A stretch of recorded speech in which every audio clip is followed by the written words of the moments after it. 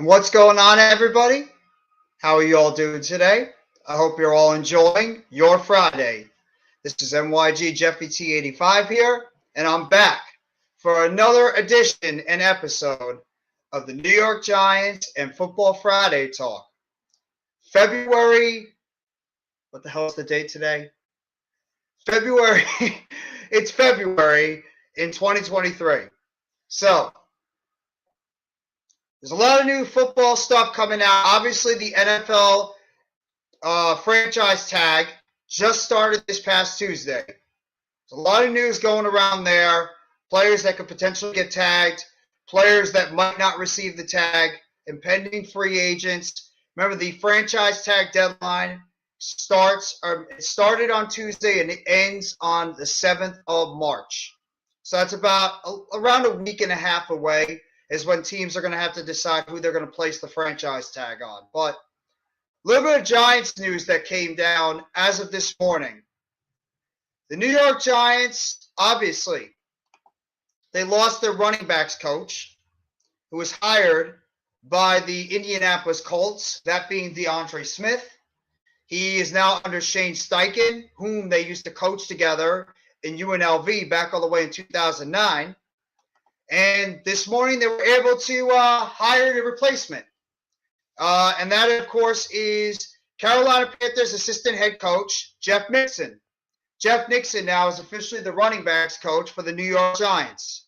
And Nixon, who's 48 years old, has spent the last 3 seasons with the Carolina Panthers, and he has his team's running back coach filled the offensive coordinator role in 2021 on an interim basis after Joe Brady was fired. So he obviously has some offensive coordinator experience as well with the Carolina Panthers, and had the title of assistant head coach with the offense last season.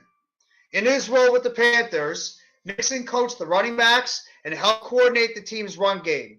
Nixon also had an interview this offseason with the Dallas Cowboys for the offensive coordinator position. And Nixon in the NFL also has had experience coaching with the Miami Dolphins, the Philadelphia Eagles, and the San Francisco 49ers. And in terms of his resume, Nixon started coaching with the Penn State Nittany Lions as a graduate assistant all the way back in 1997. In 1998, he was named the running backs coach. In Shippensburg, he was the running backs coach over there from 1999 to 2002. In Chattanooga, he was the running backs and tight ends and special teams coach from 2003 to 2005. In 2006, he was the running backs and wide receivers coach in 2006. With the Philadelphia Eagles in 2007 to 2010, he was an offensive special teams assistant. From 2011 to 2015, he was a running backs coach. From 2016, he was the tight ends coach. In 2017 to 2019 with Baylor, he was the co-offensive coordinator and running backs coach. From 2020, he was the running backs coach. In 2021, he was the running backs interim offensive coordinator when Joe Brady was let go of his duties. And in 2022, he was an assistant head coach under then head coach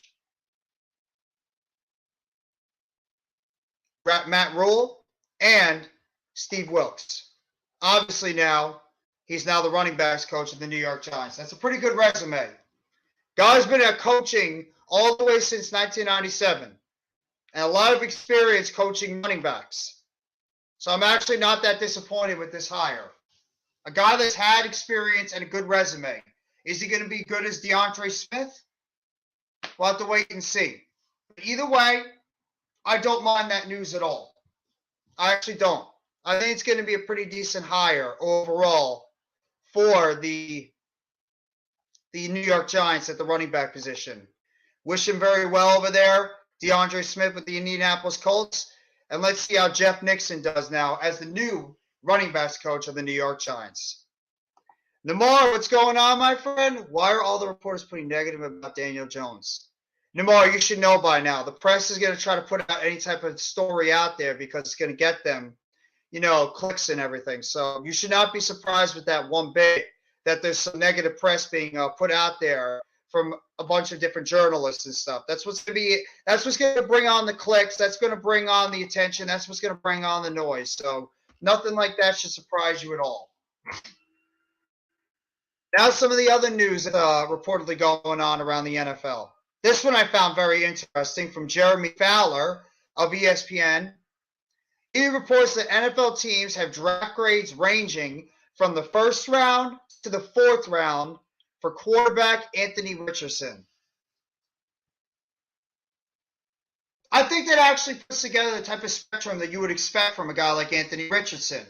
I think he's around a fourth to a first round grade. Talent-wise, he's probably around that range. That makes a lot of sense to me. Gregor, what's going on, my friend? How you doing? Thank you so much for coming by the live stream. That actually makes kind of sense to me, that he would be around a first to fourth round grade. Because Anthony Richardson, we know the talent that this kid has. Great measurables, good size, incredible athletic ability. Reminds you a lot of what everybody was talking about last year when Malik Willis was coming out when he played at Liberty. But at the same time, I think Anthony Richardson needs still some time to develop as a quarterback. I don't think he's ready. I think if he could use another year or so in college football to really refine his mechanics down there in Florida. But it sounds like that he's ready to come out. He's obviously ready to come out into the NFL draft this year. It's going to be a very quarterback-heavy draft coming out this year. Obviously with Bryce Young, Will Levis, and C.J. Stroud being the top three, as a lot of people are looking to try to draft in this upcoming draft this year. But Anthony Richardson is the wild card of this whole entire draft. You're welcome, my friend. You're welcome. He's the wild card of this entire NFL draft because not a lot of people know where this kid might go. It's very interesting. Very, very interesting might happen in terms of Anthony Richardson. And it probably is going to a lot of it's going to have to do with how he does at the NFL Combine in the beginning of March, as well as how he does in individual workouts when we get to the beginning of April. I mean, Anthony Richardson, he's got everything you want in a quarterback. He's got the size. He's got the athletic ability. He's got the scrambling ability. He's got a big, strong arm. But he's not completely refined in terms of his overall quarterback mechanics. So I think, he could use I would rather him stay another year in college. I'm not the only one that said that. But at the same time, I think he could use, a good year or so learning on the bench from an experienced vet quarterback, learning the game, trying to refine his mechanics. And then eventually in 2024, that's when you get to see Anthony Richardson and see what he can do. I think he's probably going to be around I'd probably say around a second round pick, like second, maybe third, depending on how he does in the combine. That's probably my range of where I think he's going to be in terms of his overall draft grade. I mean, we'll have to wait and see. That's probably where I expect him to go, like around the second round, maybe third. He could sneak up in the first round depending on how he does in the draft, in the combine and the individual workouts. We saw what happened with Trayvon Walker last year. He was probably projected to be a second-round pick, if anything, and then he did so incredibly well and showed out at the combine and the individual workouts that he shot all the way up to the number one pick in the NFL draft. So you never know. A lot of people and a lot of these experts, a lot of team presidents, a lot of GMs, coaches, scouting experts, they look at what these guys do in the combine as well as the individual workouts in the spring, and they go by what they see from these guys doing those workouts. They really can determine where some of these guys are going to land in terms of their NFL draft stock. So, I mean, that's really the biggest question mark when it comes to a guy like Anthony Richardson, is how is he going to do in his individual workouts going forward? It could range from a whole different bunch of situations with this guy. But either way, that's interesting news coming from Jeremy Fowler of NFL Network, NFL.com, ESPN.com, saying that he thinks that Anthony Richardson is around a first-round pick to a fourth-round pick in terms of his overall draft grade. I'm not really surprised by that. And honestly, I don't think a lot of other people are going to be surprised by that too. Maybe I would say about first round to third round. I don't know if he's going to drop as far as the fourth round, but like I said, a lot of it could determine on how he does in terms of his individual workouts for the NFL Combine and the individual workouts. Some other news that just broke this morning. ESPN.com's Jeremy Fowler also reports that the Lions have officially signed defensive coordinator Aaron Glenn to a contract extension, effective immediately. Glenn also interviewed for a head coaching position with the Cardinals and the Colts twice this past offseason, and had his head coach interviews with the Saints and the Broncos last offseason. The results have not always been pretty in Detroit over the past 2 years, writes Fowler, but Glenn has not gotten plenty of outside interest, and the Lions have defended both Glenn and offensive coordinator Ben Johnson this offseason. They kept both of them this offseason. Both of these guys were warranted for head coaching positions, and the Detroit Lions managed to find a way to keep both of these guys under the Detroit coaching staff going into 2023. I think it's a good move. I think it's a good move overall by Detroit. I think Aaron Glenn is one of the best. I think he's one of the rising defensive coordinators in the NFL, and we know how good Ben Johnson is. Ben Johnson did a terrific job for that Detroit Lions offense. I mean, look what Jared Goff did. Jared Goff went from pretty much a mediocre mid-range quarterback. You could even argue like a lower range quarterback. So he actually put up pretty good numbers this past year. Actually went weeks without throwing an interception. So, I mean, you got to give both those guys the credit they deserve. And I think it's a good job by Dan Campbell and the Detroit Lions keeping both those guys under the coaching staff going forward. I do. So, I mean, overall, I think that's a very good job by Detroit. Have to see how Detroit's going to go into the draft in the offseason this offseason. I believe they're going to go heavy defense because the offense side, I believe, is going to be okay. Goff is going to be going into another year with the Lions. They could always draft a young quarterback to maybe be mentored by Jared Goff and eventually take over in the future. Now, they're going to have to decide what they're going to do with DeAndre Swift. Obviously, Jamal Williams coming off a tremendous year for the Detroit Lions, scoring the most touchdowns ever by a Lions running back this past season. You obviously got Amon-Ra St. Brown, a 1,000-yard receiver, number one receiver with the team.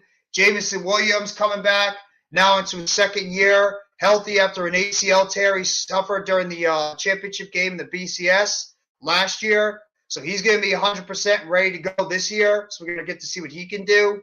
Obviously, they're probably going to look to try to see if they can add a tight end because they traded away their tight end during the TJ Hawkinson to the Minnesota Vikings during the NFL trade deadline this past October, November. So they're probably going to be looking to sign that, maybe get some offensive line help. But either way, good move by the Detroit Lions, keeping both their coordinators going to the 2023 season. I think the Detroit Lions are going to be a team that is going to continue to build on the success they had this past offseason, where they actually played very well. And I think they're only going to get better going into the 2023 NFL season. So look out for the Detroit Lions going into 2023. Some other news that's dropped as well surrounding the Denver Broncos. And I'm going to get to the big story surrounding the Denver Broncos and Russell Wilson and what happened last year in 2021 compared to obviously with 2022. The Denver Broncos have officially hired ex-Vikings linebackers coach Greg Minuski as their inside linebackers coach, and they've hired Michael Wilhoit, the former player in the NFL, as their outside linebackers head coach. So they've hired Greg Minuski and Michael Wilhoit as their linebackers coach. Minuski with the inside linebackers and Wilhoit with the outside linebackers going into the 2023 season.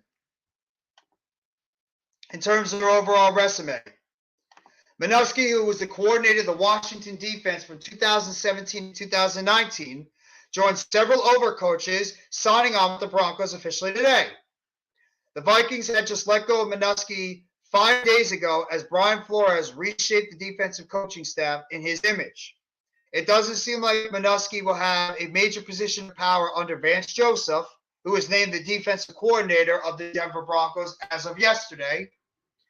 And he has an accomplished defensive coach and is a good get for them. I agree. Minuski is actually a very good defensive coach. I think that is a very good get for overall for the Denver Broncos. They're putting together a very nice staff overall under new head coach Sean Payton. And in terms of Will Hoyt got an interview with the Saints for their defensive coordinator position in 2022, but was let go after the season in Los Angeles as the Chargers defense surrendered 27-7 lead to the Jaguars in the wild card round. This essentially is a lateral move for the 36-year-old, and he has plenty of time to rebuild his reputation in Denver. This is him getting an opportunity to go over there to Denver under new head coach Sean Payton to really rebuild his stock, rebuild his resume, get himself back together after what was an absolute disaster for him with the LA Chargers when they blew that 27-7 lead and ultimately lost in the wild card round against the Jacksonville Jaguars this past postseason.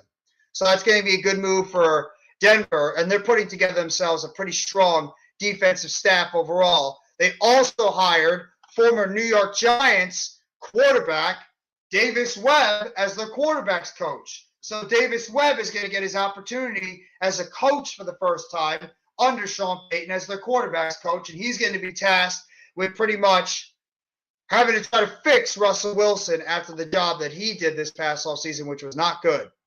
Russell Wilson did not have a good year this past season. So he's going to be tasked right now with trying to help fix Russell Wilson and the issues that he had this past offseason with the Denver Broncos in his first year with the Broncos as their quarterback overall. So that's going to be very interesting to see going into the 2023 NFL season. Now I'm going to get to the big story. This one is it's quite amusing in a way. The Athletic reports that Russell Wilson in February of 2022 apparently tried to talk to ownership to try to get head coach Pete Carroll and general manager John Schneider fired from the Seattle Seahawks back in 2021. Oh boy. Now, obviously, Russell Wilson quickly refuted that story, but whenever there's smoke, there's normally fire. Do I think this is 100% accurate? You could go either way. You could say it might not be accurate at all. You could say it is. You can have your own narrative when it comes to this whole situation, but either way, I found this very, very interesting. Very, very interesting about this story breaking. And interesting that says, the Athletic's damning report of his final season in Seattle in his first disastrous year in Denver, Wilson wanted Carroll replaced by Sean Payton. There you go. There's that Sean Payton connection right there in Seattle. According to The Athletic, Wilson was reportedly convinced that Carroll and Schneider were inhibiting his quest to win additional Super Bowls and individual awards and was frustrated by Carroll's conservative offensive approach. It seems that Carroll understood better than anyone that Wilson is more of a game manager than a quarterback who can single-handedly carry a team to a championship. That Wilson wanted Payton to take over in Seattle could be a good sign that Wilson will follow Payton to lead in 2023 after reportedly being detached from his coaches and teammates in 2022. Roto-World, Dennis Carter outlined how Payton might get most of his declining Wilson this season. I find that very, very interesting. I find that very interesting overall with that whole situation. That Russell Wilson, Pete Carroll believed that Russell Wilson was more of a game manager at that point of his career, while Russell Wilson was pretty much saying, no, I think I could still be a good quarterback in this league. I think I could go out there and I could win games by myself. I don't need to be a game manager. A little bit of tossing and tallying going on between Russell Wilson and his coach and his general manager at the point. And the fact he tried to find a way to get Sean Payton under as the head coach of the Seattle Seahawks and wanted to replace Carroll with that. Now, obviously, it backfired in his face. I mean, I don't know how conservative you could be at that point when you're at Seattle's offense, when you had both DK Metcalf and Tyler Lockett as your wide receivers, and you also had Chris Carson when he was healthy as your running back. So, I mean, how conservative can you really get on the offensive side of Seattle? I mean, geez, I mean, that offense was already pretty good to begin with. But, I mean, how much worse can you get overall? So, I find that very interesting with the Seattle Seahawks, whole situation over there. And obviously with it being rumored that the Denver Broncos, at that point, Russell Wilson wanted to try to get Sean Payton hired as the head coach of the Seattle Seahawks. I find that very, very interesting. Very interesting overall. What's up, Jeff? The only person missing here is Negative Nancy. Yeah. Yeah, we had a good laugh about that one last night. Yes, Chad. How are you doing, by the way, Chad? Good to see you, bro. But yeah, I find that very interesting overall, that Russell Wilson, and it's kind of ironic that Russell Wilson wanted to try to get, Sean Payton hired as the head coach over there in Seattle, and he wanted to try to replace Pete Carroll at the time, and all of a sudden it backfired in his face, and now we look at 2022 and how bad that went under then head coach Nathaniel Hackett, who's now the offensive coordinator of the New York Jets, and obviously Sean Payton now is the head coach over there with the Denver Broncos, and Russell Wilson was looking to pretty much have him hired as the head coach 2 years ago. So now we're really going to see how this dynamic between Russell Wilson and Sean Payton is really going to work out in 2023, after Payton was pretty much sitting out the NFL after he left the New Orleans Saints in 2021, sat out a year in 2022, and now he's back as the head coach of the Denver Broncos in 2023. So let's see how that dynamic works between Sean Payton overall and Russell Wilson. It could end up being very good. It could end up blowing up in their face.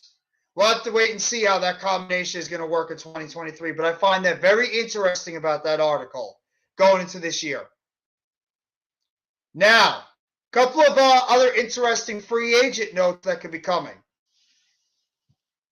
The Athletic's Jay Morrison writes that safety Jesse Bates, who was a franchise tag last year by the Cincinnati Bengals, sounds like that he's as good as gone from the Bengals this upcoming offseason. How you doing, Coach? Thank you so much for coming by the live stream, Coach. If you want to hop on, you're more than welcome to, my friend. But they're saying that Jesse Bates is pretty much as good as gone from the Cincinnati Bengals, which pretty much, in my opinion, they're looking like he's going to get paid the bag. And he's going to be the top-rated safety going into this free agent market in about 2.5 weeks. Bates was a good, solid good soldier and played last year on the franchise tag, but he'll be likely one of the biggest paid free agents this offseason with a number of teams pursuing safety help. The Bengals drafted Dax Hill last offseason to take Bates' spot. Though through Bates, he said he loved to return to Cincinnati, the actions will speak louder than words on Cincinnati's desire or lack thereof to give him a long-term deal. Pretty much saying in that indication that they have no desire whatsoever to give Jesse Bates a long-term deal with Cincinnati going forward. That they pretty much drafted Dax Hill to be the replacement for Jesse Bates going into the 2023 NFL season. And unless Jesse Bates is willing to come down significantly for what him and his agent are looking for into the free agent market, which I don't blame him. He's going to get paid a whole lot of money this offseason. I would demand top money to be part of that free agent market. At the same time, it makes complete sense why Jesse Bates would want to command the type of money that he's interested in looking for this NFL offseason. So I don't blame him one bit for why he'd want top money overall from the Cincinnati Bengals or on the free agent market. But it sounds like that Jesse Bates is as good as gone. He's not going back to Cincinnati unless, barring some unforeseen circumstance, by now until the tag deadline on March 7th, Jesse Bates all of a sudden decides, or the Cincinnati Bengals decide, hey, we're going to place the franchise tag on you for one more year. We're going to keep you here because Cincinnati has other decisions they have to make. T. Higgins, who has been rumored to potentially be a trade candidate this offseason, he could also be in line for a long-term deal. And there's been rumors that Cincinnati is potentially looking at locking up T. Higgins to a long-term deal this offseason, as well as they're potentially looking at locking up their quarterback, Joe Burrow, to a long-term deal as well. So Cincinnati is pretty much looking at a lot of players looking to cash in this offseason on long-term deals, and Jesse Bates might be SOL going into this offseason. So, Cincinnati, you're on the clock. What are you going to end up doing this offseason? What are you going to end up paying? Who are you going to end up paying? Who are you going to end up paying this offseason, Cincy? You had another year where you made it to at least the AFC Championship game. Last year, the Super Bowl. This past season, the AFC Championship game. You have a lot of guys that are young that are looking for big money deals, including a quarterback. What are you going to do? What is Cincinnati going to do? They're going to be one of the most intriguing aspects to watch this year. Cowboys always use the franchise tag on people. This needs to freaking stop every single year. I don't know who you guys are using the franchise tag on this year. I honestly believe that you guys are not using the franchise tag, and you guys have some other things to worry about, like who's playing running back for your team this coming season. Because a lot of rumors going around about Ezekiel Elliott that he might be a cut candidate this offseason if he doesn't come back down. And there's even rumors going around. I forget who said it. Somebody says that Ezekiel Elliott is as good as done. And he has very little left in the tank as an NFL player this year. That I find very interesting. That the NFL and a lot of NFL GMs believe that Ezekiel Elliott is done as a top-level running back, and they believe he has very little left in the tank. And then obviously you have Tony Pollard, who's coming off an injury he had this past at the end of the season. He is going to be an unrestricted free agent, another running back that's going to be looking to get paid top dollar this offseason. So Dallas has a question of what the hell they're going to do with the running back position, unless they're going to go into the draft or maybe look into the free agent market to potentially solve their running back position. And also their quarterback is coming off a whole bunch of turnovers and a whole bunch of interceptions that he threw this offseason, with the fact he led the NFL in interceptions this past offseason. So what the hell is the Dallas Cowboys going to do? That's going to be a very interesting thing to look at in terms of what they do with Zeke, in terms of what they're going to do with Dak, in terms of what they're going to do with Pollard, in terms of what they're going to do with the young players. That's going to be something to monitor going into the offseason overall with – it's going to be something to look at overall in terms of the monetization of how they're going to be able to handle this whole offseason with the Dallas Cowboys. Also, it sounds like that the Baltimore Ravens are looking to trade or cut veteran safety Chuck Clark. Clark was rumored to be on the trade block last offseason after Baltimore signed Marcus Williams and drafted Kyle Hamilton in the first round. He enters the final year of his contract extension with a $6.7 million cap hit. Obviously, I know why they're trying to think they're going to want to cap. They're going to cut him.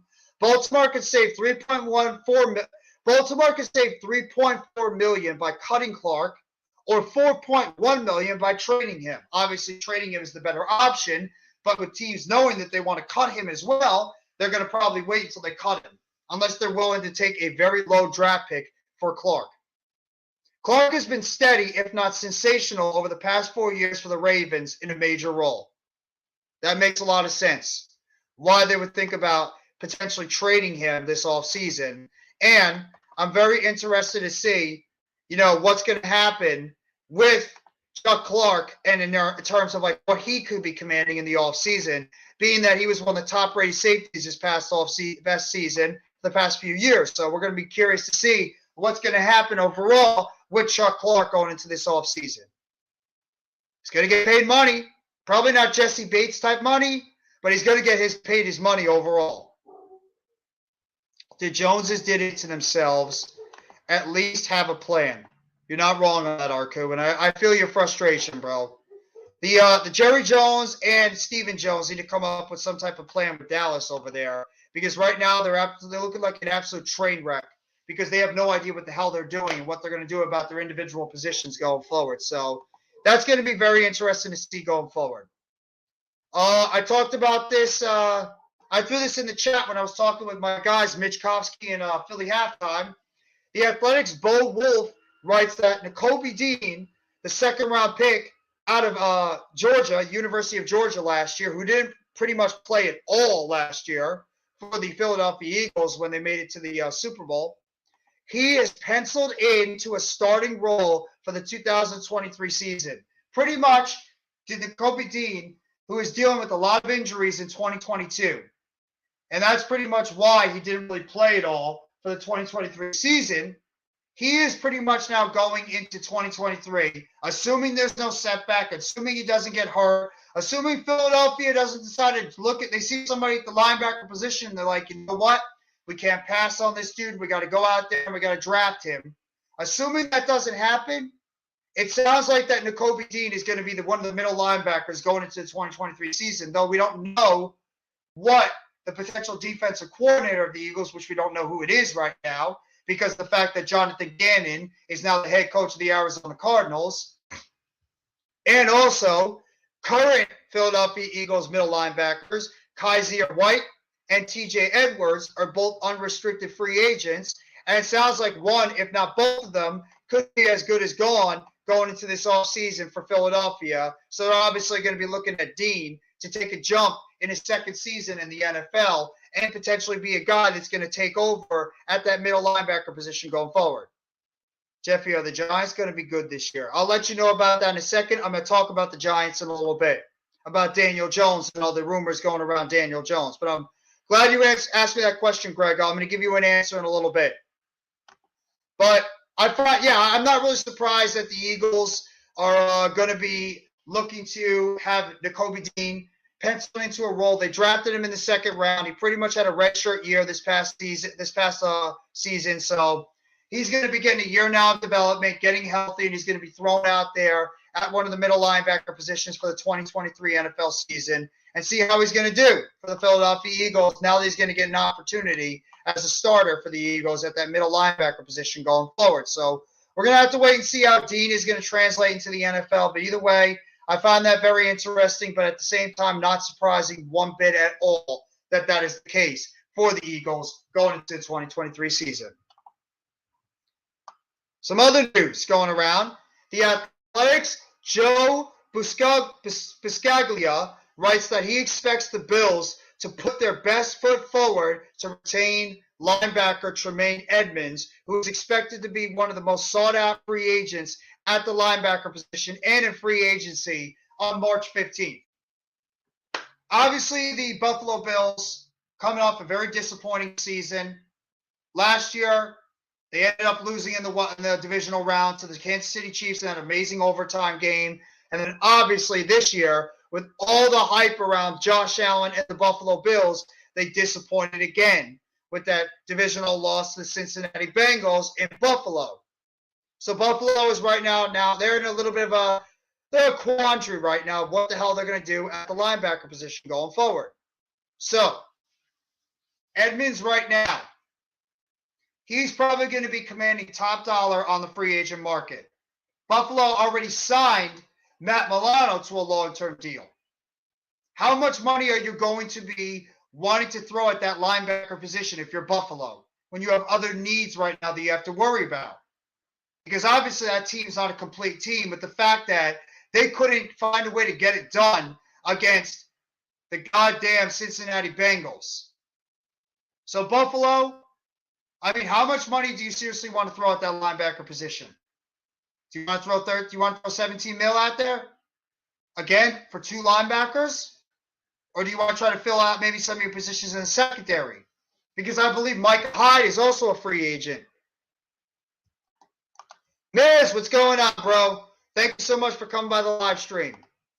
We got no shot at Edmunds. He's asking for 17 mil a year. Yeah, I'm actually believing you on that one. I think we don't. Unless his asking price comes down or his value is not where he wants it to be.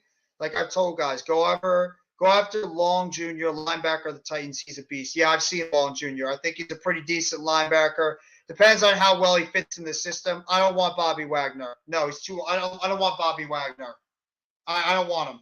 He's over the hill, and he would be better on a Super Bowl ready team. I don't think the Giants are going to be a Super Bowl ready team unless they go out there and make significant moves and strengthen up that depth going into the 2023 season. I think we're at least like a year or so away. But yeah, I find that very interesting about the Buffalo Bills. As my co-host, one of my co-hosts is on here, Mr. Coach Ed Gladney of the Amazing World of Sports. How you doing, Coach? He's talking about Tremaine Edmonds, his contract he's demanding, are looking for this offseason. But how you doing, Coach? I'm hanging in there. How about you, Joe?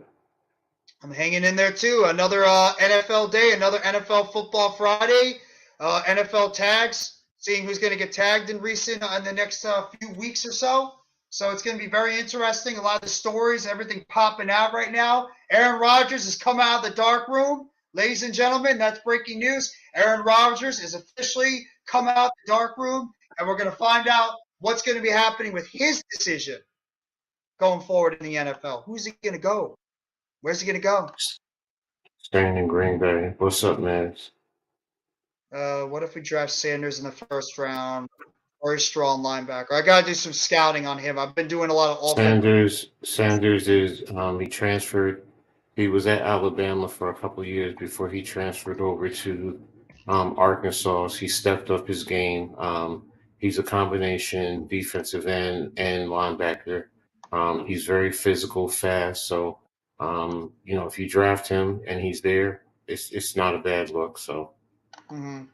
Is he more of a pass rush specialist too? Like, what is he better against? The run, or is he better against is he better rusher off the edge? Or like, what's his strength of his game, and like, what does he need to work on? Well, I mean, he's still developing as a off the ball linebacker. So it does look like he's more comfortable coming off the edge or blitzing as an off ball linebacker. But he does have some drop skills. He does drop into the underneath coverage, and he's had a couple of nice interceptions. So or one interception, I think, if I remember correctly. But he has good skills. He can get sideline to sideline. He's not too stiff. He has a little twitchiness to him. So he if you draft him and he's there, that's fine. But again, it depends on what you do also in free agency. Because if you get, like you said, a Edmonds, a Tremaine, TJ Edwards. I had an article. I forgot. I had an article that gave me 5 linebackers. Let me see if I can find it. Well, Miz brought one up earlier before too. Long Jr. from the Tennessee Titans. That guy's gonna be a free agent as well. And Zach Cunningham was just recently released as well. He's gonna be on the free agent market too. I believe he's also from the Titans. So okay, that's another guy that could potentially the Giants can look at, not sign necessarily, but it all depends on what players fit in with that scheme as well. With Wink Martindale coming back. Exactly.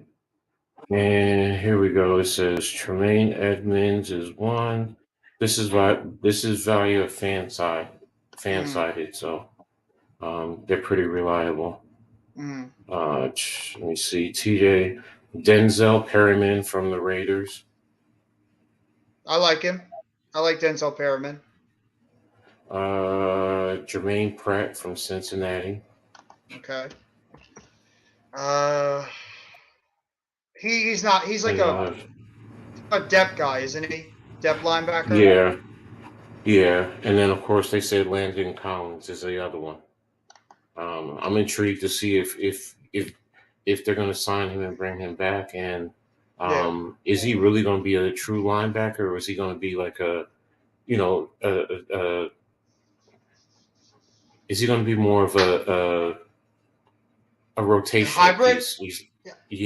More of a hybrid, but more, instead of a steady, because you still have Beavers coming back, and do you want it to be Beavers and Collins, as your starting linebackers?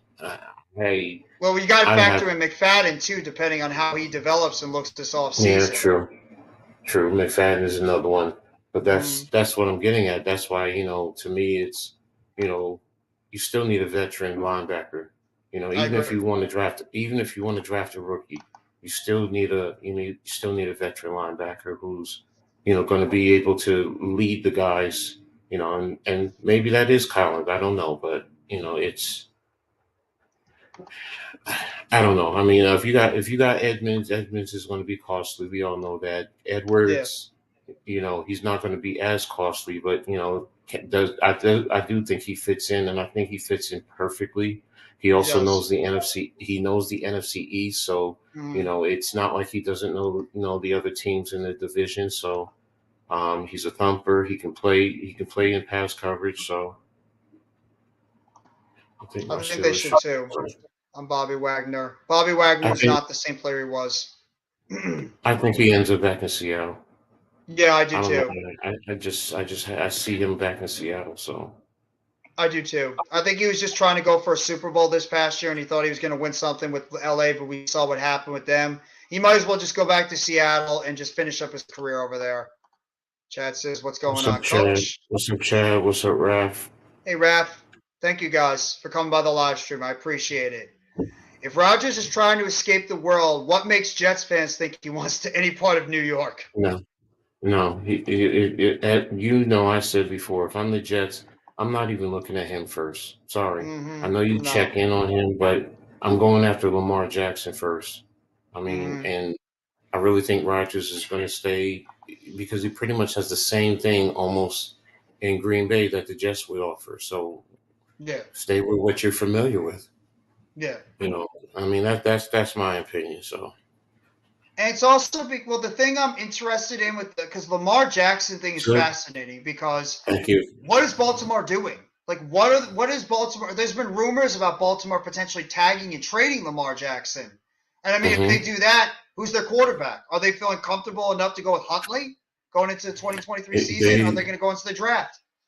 they might be. I I mean, mean, they might be comfortable with him. I mean, didn't he make the Pro Bowl this year? yes, he did, but like with 2 touchdowns, only a few No, I know, games. but I, the point I'm making is he knows the system. They're familiar with him. They can probably build it around him. So, I mean, how do you feel about our new running Oh, yeah, backs Jeff coach? Nixon. The Giants just hired Jeff Nixon as the running backs coach, who was an assistant head coach with the Carolina Panthers last season. A lot of experience. A lot of experience with him. I really, I have to research him. I'm not gonna lie, I don't know much about him. I'll send you the article in the private chat so you can read up a little bit more on him. I read the article about it a little bit earlier, and he's been coaching the running backs pretty much since 1997. So he's had a lot of Ooh, experience coaching in the collegiate level as well as in the NFL. So I mean, okay, that alone gets me very interested on his what he could do for the Giants going forward. So I actually don't mind the move at all. I think it's a very good move for the Giants. Just seeing if I okay. can I find the mean, article right now. Where is it? Let me see. Yeah, they announced the news, I believe, this morning. There we go. Jeff Giants reportedly. Here we go. get my There you go, Coach. Just put it in the private chat from Big Blue View. Yeah, I'm gonna get to that. Oh, trust me, I'm gonna get to that one because we talked about this myself, Coach, and NYG22 on the Heart of the City.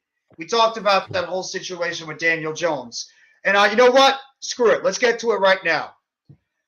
The report going out is that Daniel Jones switched from his original agency of CAA to go to First Athletes First agency now, and a report came out that says that Daniel Jones is now trying or is reportedly asking for around $45 million per season from the New York Giants or whomever wants to sign him if the Giants aren't interested in giving that type of deal. Mhm, I don't know what to mhm, believe about this. See, that's the thing. Miz said it best. It's smokescreen season, everyone. It's rumor mhm. season.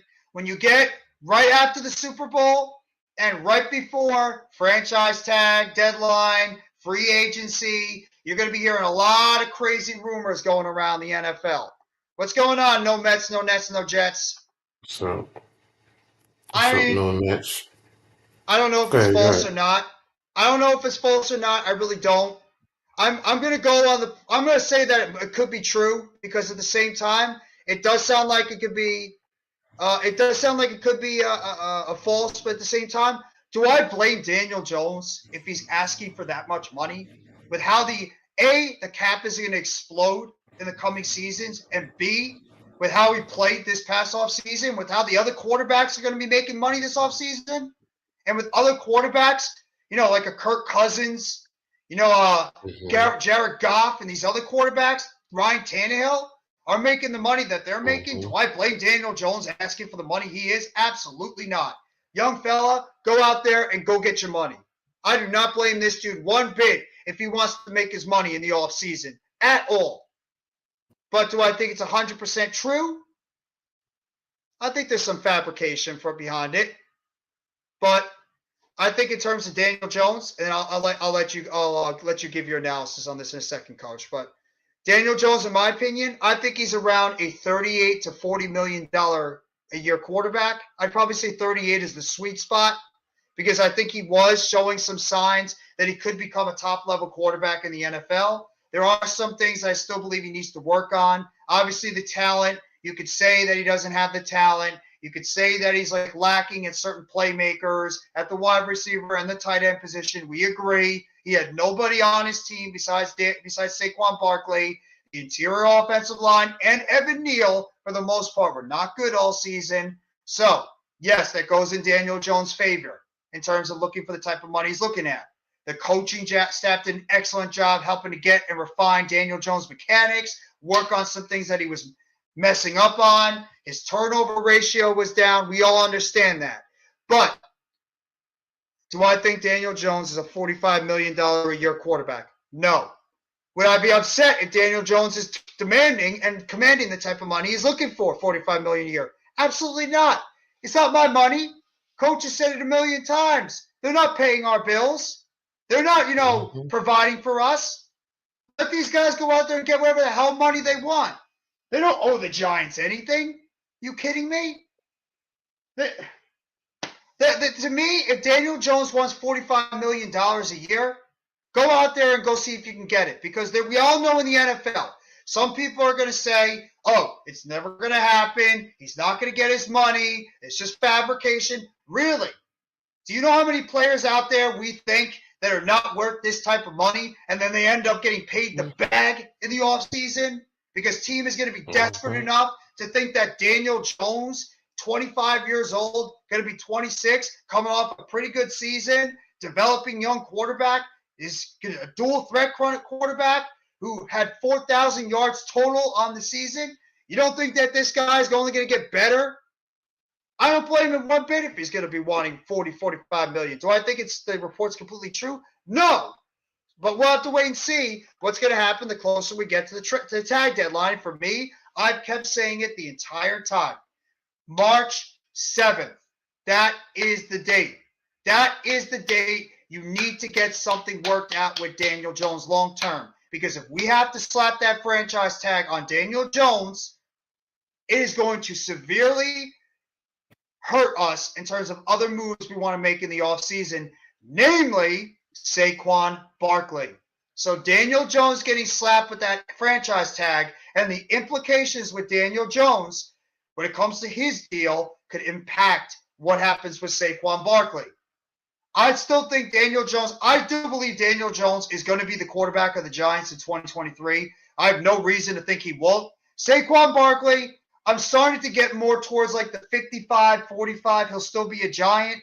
But I mean, there is a possibility he might not be here because of the fact that the devaluation of the running back position and because of the fact that I think that Saquon Barkley and with the running back market, with the amount of money it's going to be getting this offseason, with the amount of quality running backs coming into free agency this season, Barkley's going to want to get paid his money. And I don't blame a guy, 26-year-old, coming off a bounce back season after he's been dealing with injuries and with how devalued the running back position is. But in terms of Daniel Jones, and I'll finish it off with this, do I think he's honestly asking for $45 million a year? No, I just think that's being leaked out there. Do I think Daniel Jones is a $45 million a year quarterback? No. Do I be mad if he's asking for that? No. Go out there and ask for your money, young fella. Coach, take it away. As far as DJ, you said it best, man. It's not our money. I said it before. It's not our money, man. And I Mm-hmm. say that in this context, the way people are going crazy over his contract talks. Mm-hmm. Okay, it's contract negotiations, Mm-hmm. whatever. Some players are going to start high, teams are going to start low. If he Mm-hmm. asks for 45, okay, that means that's where his starting price is. Doesn't mean he's going to go up from there. He can only come down. And Mm-hmm. the Giants, if they start at 25, they can. That means they're going to The go normal up. guy. What's up, everybody in the chat? So, um, everyone needs to temper it down and stop going crazy. I mean, and attacking each other. No. That's where my context of it's not our money. I understand people are interested in the salary cap and getting players on your team and fitting under the Mm-hmm. cap. Cool, I get it. But Joe Shane is going to do what he needs to do to make it work. You Mm-hmm. still have Leonard Williams. Leonard Williams is a $32 million tag right now to play this coming season. We all know that's not Mm-hmm. going to happen. It's Mm-hmm. not going to happen. Whether they skim it down to 20, maybe even down to 18, that's money that you can use to pay other free agents. Galladay's contract, if they do what I think they're going to do, they're going to cut him post June, that'll be your money, roughly about 3.5 million to pay for your draft picks. What's up, So AK? right there, what's up, AK? Right there, that's going to take care of your rookies and also leave you money to work with next year.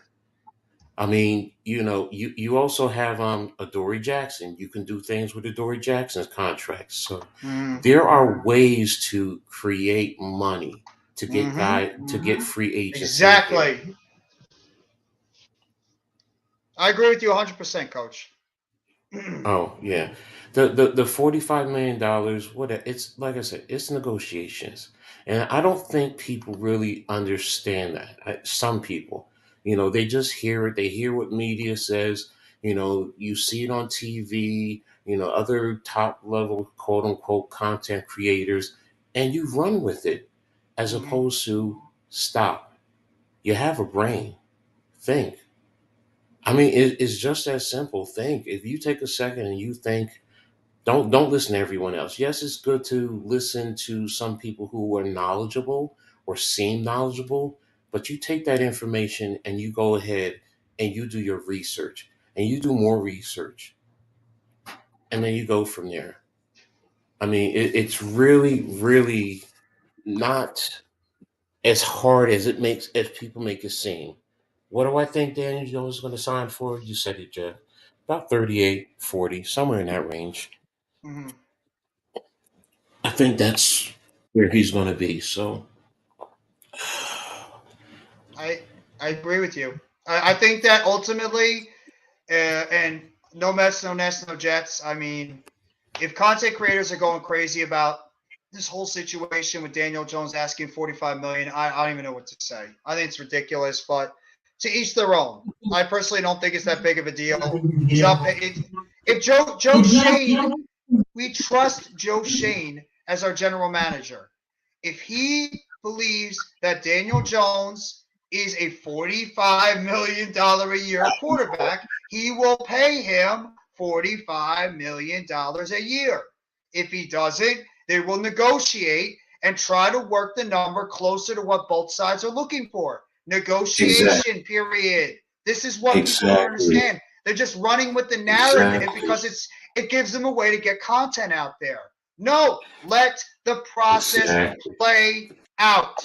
We have a week and a half at least until the NFL tag deadline. Let Shane and Jones try to work out a deal, and if they can get something done, then you can tag Saquon. If you feel that Mhm. Saquon is still part of if you still think that you want Saquon here, you tag Saquon, you sign Daniel Jones long term, and guess what? You have Jones and Barkley at least for 2023, and then until the middle of July, you could see if you could work out a long-term deal with Saquon. And then if you can't, you have him on the franchise tag. If you can, that's awesome. You have your two core offensive players here long term, and then you could work on what you do with the rest of the offseason in terms of the wide receivers, the interior offensive line, the defensive line, the linebackers, secondary play, depth on the roster. You first take care of your two top players that are free agents, and you can work on everything else. But I mean, I get it. I'm not doing it with the Daniel Jones stuff. I'm not doing it, but because everybody has their narrative and their agenda out there with this whole situation. But at the same time, just let the process play out. Let Daniel Jones and his agents work with Joe Schoen and the Giants front office and see if they can come together on some type of deal long term that will keep Jones there. Maybe it's a 5-year deal. I heard that it could be like maybe there's a rumor going around it could be like a 5-year deal with a potential opt-out after the second or third year. And that way, depending on how Jones performs during the first couple of seasons, and if he, performs very well, he could go into 2024, 2025, 2026, and go right back into the offseason and try to see if he can make more money, if he plays better, up his value. So, I mean, just let the process play out. That's the best thing I could say is let the process play out, and then we'll see what happens between now and March 7th. I am trusting Joe Schoen, no matter what he does with whoever he has on that team. I don't care who it is. Daniel Jones, Saquon Barkley, Julian Love, Xavier McKinney, Leonard Williams, Dexter Lawrence, Andrew Thomas. I don't care who it is. I trust my general manager that when all is said and done, he will make the right decision to help the team out going forward. Plain and simple. Exactly. It is market value. I agree with you, Arku. Former Seahawks, now Steelers linebacker coach Aaron Curry trying to get Bobby Wagner and young Seahawks players to join my Steelers. I mean, you just said it right there. Aaron Curry, former Steelers linebacker and former Seahawk connection. You shouldn't be surprised by that one at all, Chad, that's going to be the case. Connections in the NFL go long and wild. Some of these content guys simply don't like Jones and become an absolute obsession. Yeah, well, I mean, I know. Trust me. I know. Coach knows. We all know. They get it on the Twitter space, whatever the hell those things are. I got it. Like it's ridiculous, but to each their own. Everybody's entitled to their opinion, whether they're right or wrong. It's an opinion for a reason. Same thing I'm like with my Thunder. Let the season play out and go from there. Yeah, well, I'm going to be doing a basketball stream tomorrow, Arku. So if you want to talk about the Thunder, you can talk about the Thunder all you want because I'm going to be debuting a basketball stream tomorrow. It's similar to this one, except it's going to be about the Nets and basketball. So we're going to talk about the Nets. Coach can talk about the Knicks, basketball, as we get ready for the second half of the NBA season and get closer to the playoffs. Obviously, the NBA season, second half of the season kicked off last night with the Sixers and the Grizzlies, as well as the Lakers and the Warriors. So I'll be talking a lot of basketball going into tomorrow. Let the season play out and go from there. Yes. Little Giants will still suck when you're overpaid for Danny Dimes. We am boys. How's Dak Prescott doing for you, the dark net? It's all good, bro. That's fine. Like I said, just let the process play out. If Joe Schoen doesn't think that he's worth that type of money, he will make it necessary. Lakers do look good. I agree. But yeah, that's that whole situation right now with the Giants. Yeah, it's like you said it best. I trust Shane. He's done a good job so far. I mean, the theory that if he pays Daniel Jones more than XYZ amount of money, you're losing faith in him. It's crazy. I mean, if you go through the histories of all general managers, they hit on some, they miss on some. The great Ozzie Newsome has hit on some and he's missed on some. Does not mean he's not a good GM. So, if he pays them, $40 million, okay. But I also say, look at the damn market. Why are you lowballing your own quarterback? It just again. There's some people that want to pay him $20 million a year. Exactly. No, I Really? saw I saw somebody 10. I saw somebody say $10 million. Oh yeah, because Literally 10 million a year 10. is going to get it done for a franchise for a quarterback. Yeah, that's really going to happen in So 2023. look, Shane is going to do well. They did well with the draft last year. Hmm. I trust they're going to do well with the draft this year. Whatever it is, trade up, trade back, get more picks, get more bodies in, whatever. Get good guys to come in and fit the culture. We also have it. Look, last year we again another year of all those injuries, but those guys coming back are coming. There's a lot of quality guys who were injured who are coming back who are going to help the team. Exactly. So it's let's temper it down and let's go ahead. Shane, do your thing. Dave's, do your thing. Coaches, do your thing. And let's get ready for a 2023 season. And let's see if we can go knock the Eagles off the perch as the division leaders, and then you know move far in the playoffs. And let's see what we do. So That's perfectly well said. Trust the process, trust the GM, trust the coaching staff in the front office to do what's necessary to get this team in the best position to succeed in 2023. Normal guy says Saints are redoing Tyrann Matthews' contract because they are in cap hell. Yes, they are. The Saints are in disastrous cap hell right now, and especially a team that's coming off a very rough season overall in 2022. So, and obviously Dennis Allen now being the head coach, officially being named the head coach going into this season. So we'll have to wait and see what the Saints are going to be doing this offseason. A lot of rumors of Derek Carr potentially being linked to them as well as the Jets. So we'll see. Are they going to give Jameis Winston another shot? I don't think so, but you never know. So that'll be another interesting aspect to look for the Saints going forward. Cowboys in 2090, this is our year. Yeah, well, Cowboys fans are already starting that whole thing. Except for Arthur. He's more 29, down. 2090, 29. yeah. Wow. 29. No, you're being a little too kind on that one. You got to think of the year 3000 at this point. 3000 and Jerry Jones will still be owning the team at that point. Oh, or at least they'll probably have his head in a Like one of those, cryogenic. like one of those cryogenic Yeah, things. yeah. Like one of those cryogenic chamber things going on with Jerry Jones. Still like saying, "How about them Cowboys in the cryogenic chamber like they had in Demolition Man back in Mm-hmm. 1993." Mm-hmm. So they're gonna be having like Mm-hmm. that type of thing going on with Jerry Jones, and they'll still be saying that the Cowboys are gonna go all the way this year.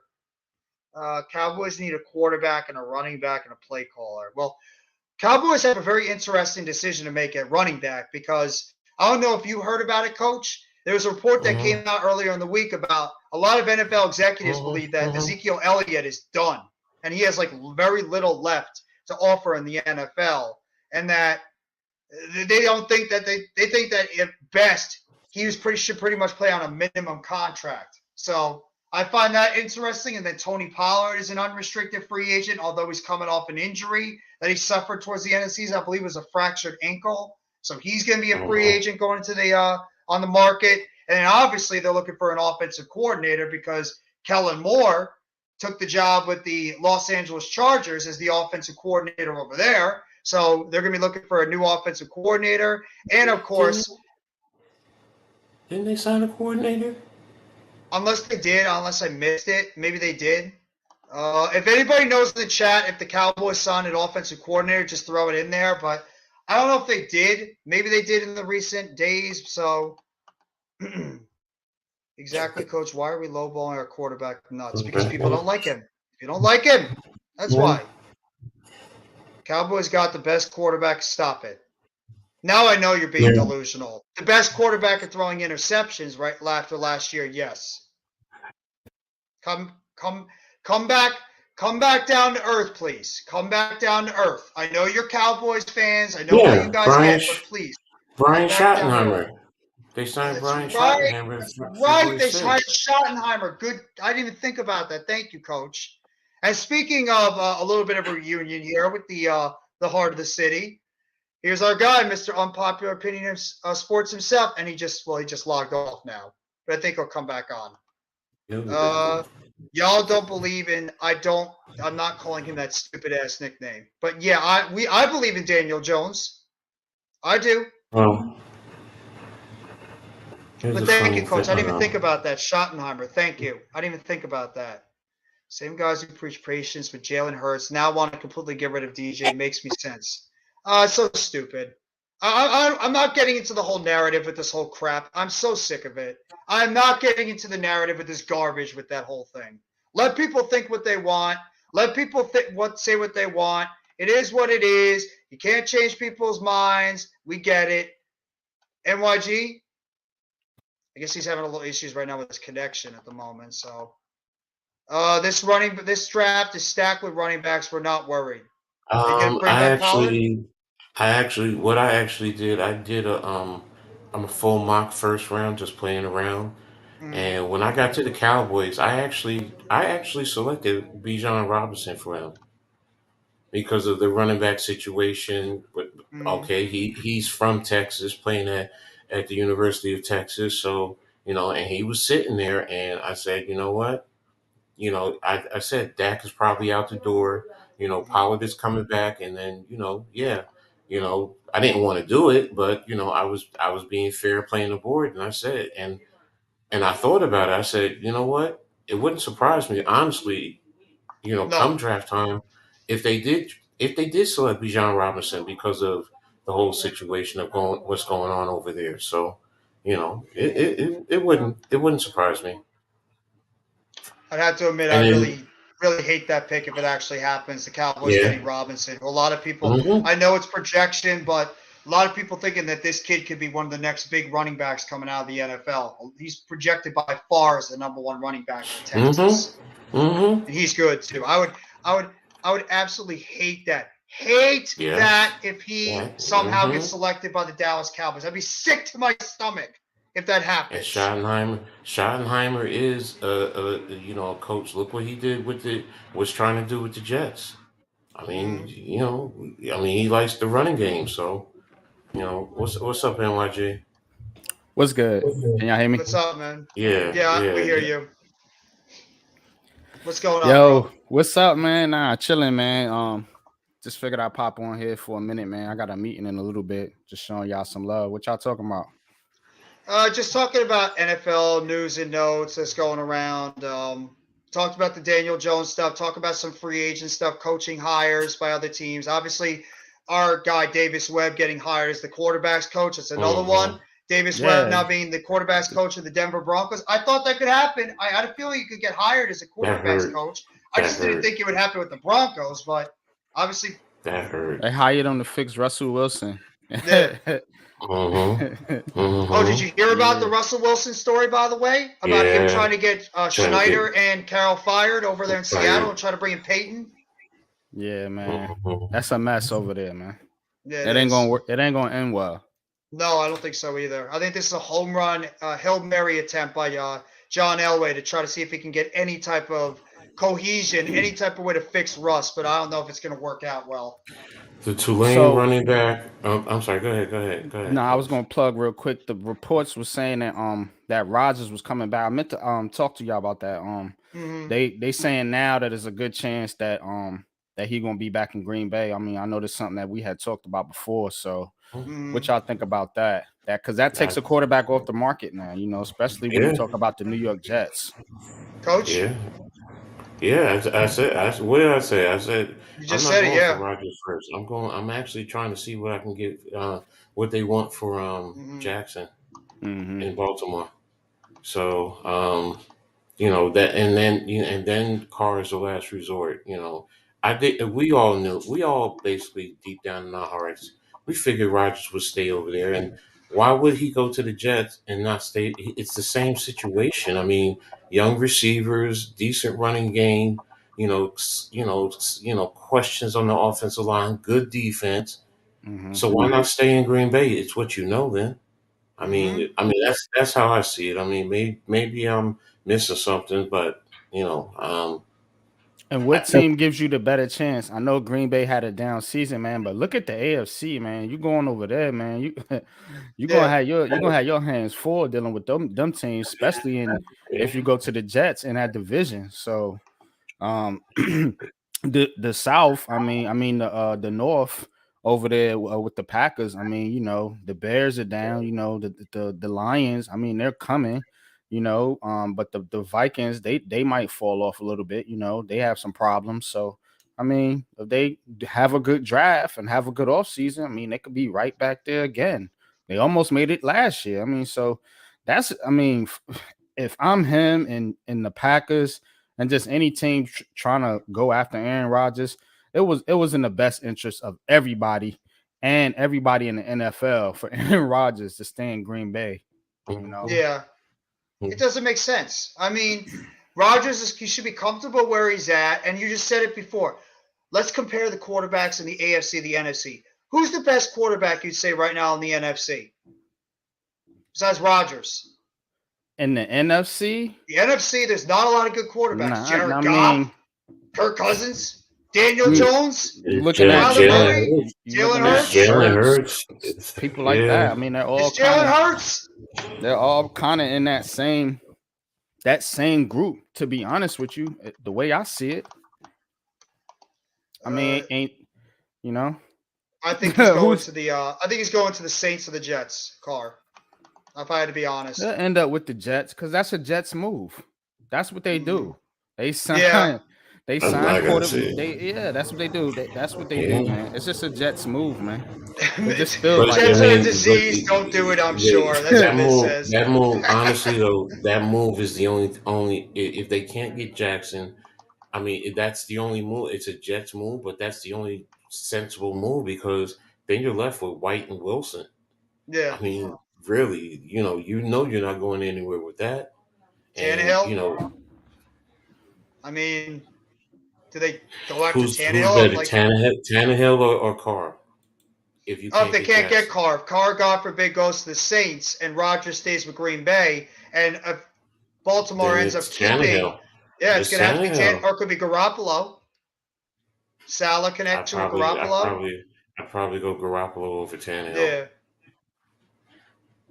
That's actually not a bad suggestion on normal guy. Caleb Williams. Saints. I think they in tank mode for real. Yeah, they'll probably get rid of. They'll probably get rid of a lot of their players. Yeah, they're already a miserable salary cap overall, and the fact of the matter is, normal guy just said they're trying to rework a contract with Tyrann Mathieu to try to reduce his cap hit because they're so over the cap right now and they're going nowhere. Especially with Jameis Winston as their quarterback. I mean, I agree with you. They definitely needs to do what's best for them, and that's tank. Go into the season. Maybe try to. I mean, obviously they're not going to tank purposely, but it's probably going to be ugly for them. And then see if you can go out there and get Caleb Williams in 2023 or 2024. So yeah, I get it. It's I don't like it, Coach, but that's what some NFL teams do. I get it. I understand the thought. I understand where it comes from. It's just when I hear that word "just tank," it's like first of all, the thing is when we as fans think that and say that, you fail to realize that there are players that are out there on the roster that they're not going to do that because then that means they're going to be out of a job. Right. Because think about, you got to think about the middle part of that roster to the back end. Those guys are fringe players. You think they're really going to tank just to help No, they want to put the best product out on film that even if this team doesn't sign them, somebody I got to run. I'm a pop back in later. All right, have a good meeting. Have a good meeting, man. So I mean, I get it. I understand where people, and it's a fun, fantasy to go with. But the reality is just like think about your job. Your boss going to come in and he wants to sell off his bit. He doesn't want you to do bad. He wants you to do well because he's going to make the most money. Yeah, the new boss might come in and get rid of people, but you want to make sure that you're doing well, so you're one of the ones that is kept. So it's funny when I hear that. Just tank. I get it. I understand. It's just how professional athletes to tank. Yeah, it's and as a coach, it's just I can't think like that. Because to me that means you're saying I'm going to lose. And Exactly. what's the famous saying by her on her one You her day? play to win the To win game. the game. Exactly. I don't compete to lose. I compete to win. And I get it, but that's They that's are that's a who we fair. thought they were. Who the hell want the hook? Oh, Yeah, yeah. the great So Dennis it's Green. Hmm. yes. So it's but again, I get it. I get it. Those who think like that and they want their team to tank, I get it. And in a sense, that's a lot of these content creators out here who want DJ going and they want to prepare for next year and man, that all I can say, if I was your head coach and y'all were fans screaming tank, tank, tank, yo, fire my ass. Yeah. I'm sorry, just fire me because I'm here to win. I'm not here to lose. I just And a can't. player I can't. too. And coach a player Yeah. too that's looking to try to maybe get themselves a secure contract, or maybe he's looking to try to see if he can get a big payday. And he's told, oh, by the way, we're not planning on winning this year. We're probably looking to tank so we can get a high draft pick and try to get this top end hmm quarterback. How do you think a player is going to take that? Hearing that, players, coaches, a Trade coach, my. uh, a, Go ahead, Jeff. a coach that is coaching for his job, and he hears the word tank. Go ahead, coach. No, you're right, bro. You said it perfectly. It's a coach is not going to tank just because his job is on the line. And then Mm-hmm. what does that tell the other teams in the league? You're not willing to compete to win. You're not willing to fight. Ownership. You're not willing to argue with ownership. No, bro, I'm not here to lose. You want to lose, then get rid of my ass. Get rid of me. I mean, Yeah. as players, I mean, you're in the NFL. Most of them are not there for long. NFL. Yeah, you have your top end, but your top end is probably what, 15, 20%. They're going to have a long, successful career. On the Mm-hmm. back end, guys, think about it. How many guys are there 3 years and they're out the league, 4 years and they're out the league? Look, they're playing in the XFL or the USFL, or going up into Canada, or when I was at semi-pro minor league, semi-pro football, how many guys that were in training camps that I've coached? I Mm-hmm. mean, seriously, there are a lot. You're not in the league for long, so to to think you're going to tank to help the team get a better draft pick? Nah, now, unless nah, I just can't. You can't even pay me enough. I don't care if you want to pay me $100 million. I'm not losing. I just can't. That's my ego. That's my ego. I'm sorry. I just can't. I can't. To me, that's Man, disrespect. To me, that's disrespecting your exactly. coaches and that's disrespecting your players. I understand owners and for owners, fans don't, fans, obviously some fans would rather tank because they'd rather get the high Mm-hmm, draft pick. mm-hmm, And that's the mm-hmm, crazy, see, that's the thing that I don't understand that really makes me nuts. So you're willing to tank for a player that has potential to be the mm-hmm, next big player, but you don't know if he will be the next big player. You are willing to tank for potential, not a known commodity. That's what mm-hmm, makes me nuts about the whole mm-hmm, situation. I want to win as a fan and even as a content creator. I want to mm-hmm, win. I am not going mm-hmm. into this because of a stupid draft pick. And when I was younger, when I was not as immature about that kind of stuff, yes, I would have rather at some point wanted the pick. But now I want to win. I don't care about a stupid draft pick because you could get a draft pick that maybe isn't on the same level of what you're looking for, but he could end up being a better player than the pick that you were trying to go after at the top. You don't know. The NFL draft Uh, is more just. uh, Go ahead, coach. no, think about the old Washington Redskins when they drafted Mm-hmm. Kirk Cousins and Robert Griffin the third. Yeah, Robert Griffin was dynamic and everything, but what ended up Mm-hmm. happening? He got hurt, and Mm-hmm. Kirk Cousins ended up taking over. And what happened to Robert Griffin Exactly. Jr.? I mean, Exactly. it's a crapshoot. So if anything, I'm playing to win, baby. I'm playing to win. Exactly. Uh, tanking is just losing, and it's not in my mindset as a coach, as a former player. It's just not. Yeah, you're going to lose. I don't like losing. There's certain things that I do that, what, to get over losing, but I'm not Hmm. going in with the mindset before the game. Yeah, I'm just mm-mm, mm-mm, mm-mm, no. It's like you're giving up before the game even starts. Like, you know what? Oh, well, we're not planning on winning this game. We're trying to get a high draft pick after the season. So we're gonna go out there, maybe give it our half best effort, and then we're just gonna let you guys. We'll find a way to scale it back a little bit so you guys win. No. And you know what? The one thing I like about what the NBA did, obviously, it would never happen in the NFL, but I like the fact the NBA included a lottery. I like it because it stops tanking. Because just because you're the worst team in NBA doesn't guarantee, and coach, you and I know our teams have had this Hmm. affected by us with the number one pick. Just because you are the worst team in the NBA does not guarantee you get the number one pick. You could end up getting the third, fourth, fifth, whatever the lottery has you deciding it happened. It happened with you, with the whole Zion Williamson and John Morant. Exactly. It happened with me with John Wall. You don't know, and I like that about the NBA, but you'll never get that in the NFL because the Players Association and especially the NFL will never agree to that.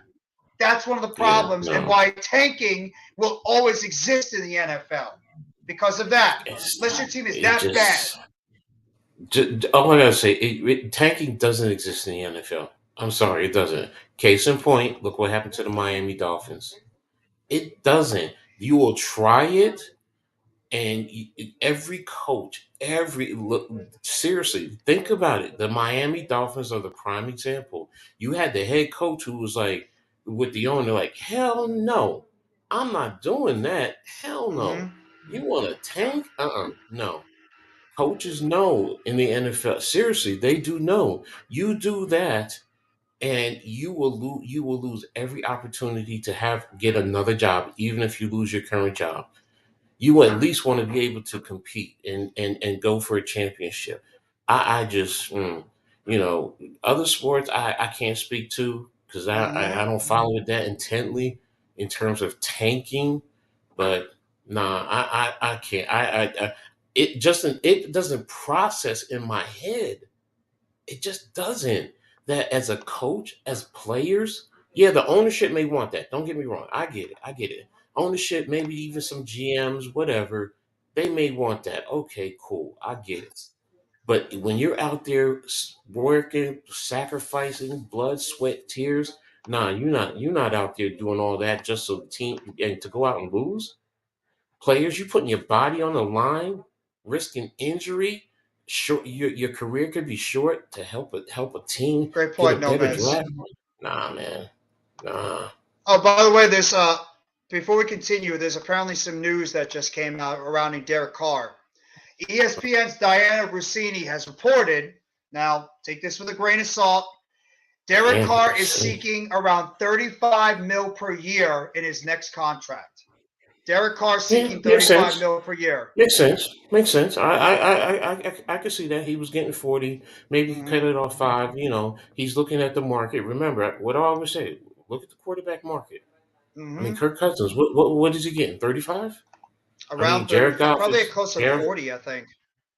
Yeah, Jared Goff is around 40, 30 Mm-hmm. something to 40. I mean, come on. I could see him asking for 35. Yeah, it makes sense.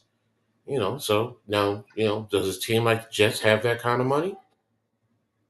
I don't know. I But think they're a little bit close to the cap right now. They still have to make some cuts in the next week or so. Because I think they're pretty close. I think they're closer to the cap with all the moves they made the past off season. So, yeah, they got to do some restructures. They obviously have to sign Quinn Williams to an extension too. Like we have to sign Dex to an extension. They have to sign Quinn and Williams to an extension. So I'm sure that's one of the things that'll be on their plate too. Some of the other news that's happened is the Jaguars have officially signed quarterback C.J. Beathard to a 2-year contract extension. So Beathard is going to be competing for looks like he's going to be the backup quarterback to Trevor Lawrence next year for the Jags. And NFL Network's Tom Pelissero is reporting that the Saints are closing in on a multi-year contract extension with defensive end, I apologize if I butcher his name, Tano Kapasang Nunn. He signed with the Saints 2 years ago and was set to become a free agent in the spring. He had 6 sacks and as many tackles for loss in 23 appearances with the team. The Saints have had numerous defensive linemen with expiring contracts this offseason. Bringing back Kapasang Nunn gives them some flexibility with the 2 are forced to let walk. So that's a little bit of NFL news that broke. If this is true according to Over the Cap, the Jets are over the cap limit. It says cap space is 200. They're over 264,487, and even an effective. I gotta figure what the hell is effective cap space. I never heard of that. No, I have no idea. Effective, and I think they have 54 players signed so far. So, but if they're effective, they're over $4 million. So, as opposed to the Giants are at 46,873,000. And their effective is at 43. So, You have to wonder what the moves they're going to make. Jets couldn't. If Carr's asking that, they're not going to be able to afford that. No. You know what? Looking at that now, they can't even get Lamar.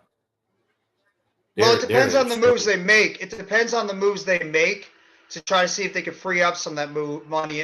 And also, if they sign Quentin Williams to an extension, that might lower his cap hit a little bit. If you spread that money out and they try to think about backloading his contract more or putting it towards the middle, that can free up some more cap space too. That's a lot of cap space you have to work with. Even if you're 400,000 over, let's just say you go after Lamar. Lamar's going to want 45 to 50 mil. So you got to create that money right there alone. All right, David Carr wants 35. You got to create that cap space alone. And then on top of that, you have to have money for your draft picks and then money to work going into next year too. Because they're drafting higher than the Giants. So their money that they have to hold for their draft picks are definitely going to be higher than the Giants. So wow, I did not realize the Jets were in over the cap that much. Wow. Yeah, they signed a lot of free agents the past off seasons, so I'm not really surprised that their cap hit is that big or is that close to like around the cap. I mean, they're going to make some cuts. I mean, Corey Davis will probably be cut. Carl Lawson will probably be cut. I could see C.J. Mosley getting cut. I could see Whitehead getting cut.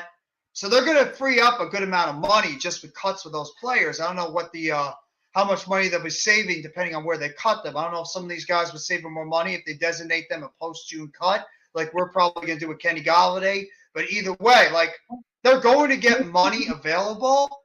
It's just like, what other moves do they have to make to free up some more cap space if they want to go after a Carr, or if they want to go after a Lamar, or if they want to go after still an Aaron Rodgers, or even a Jimmy G or a Tannehill.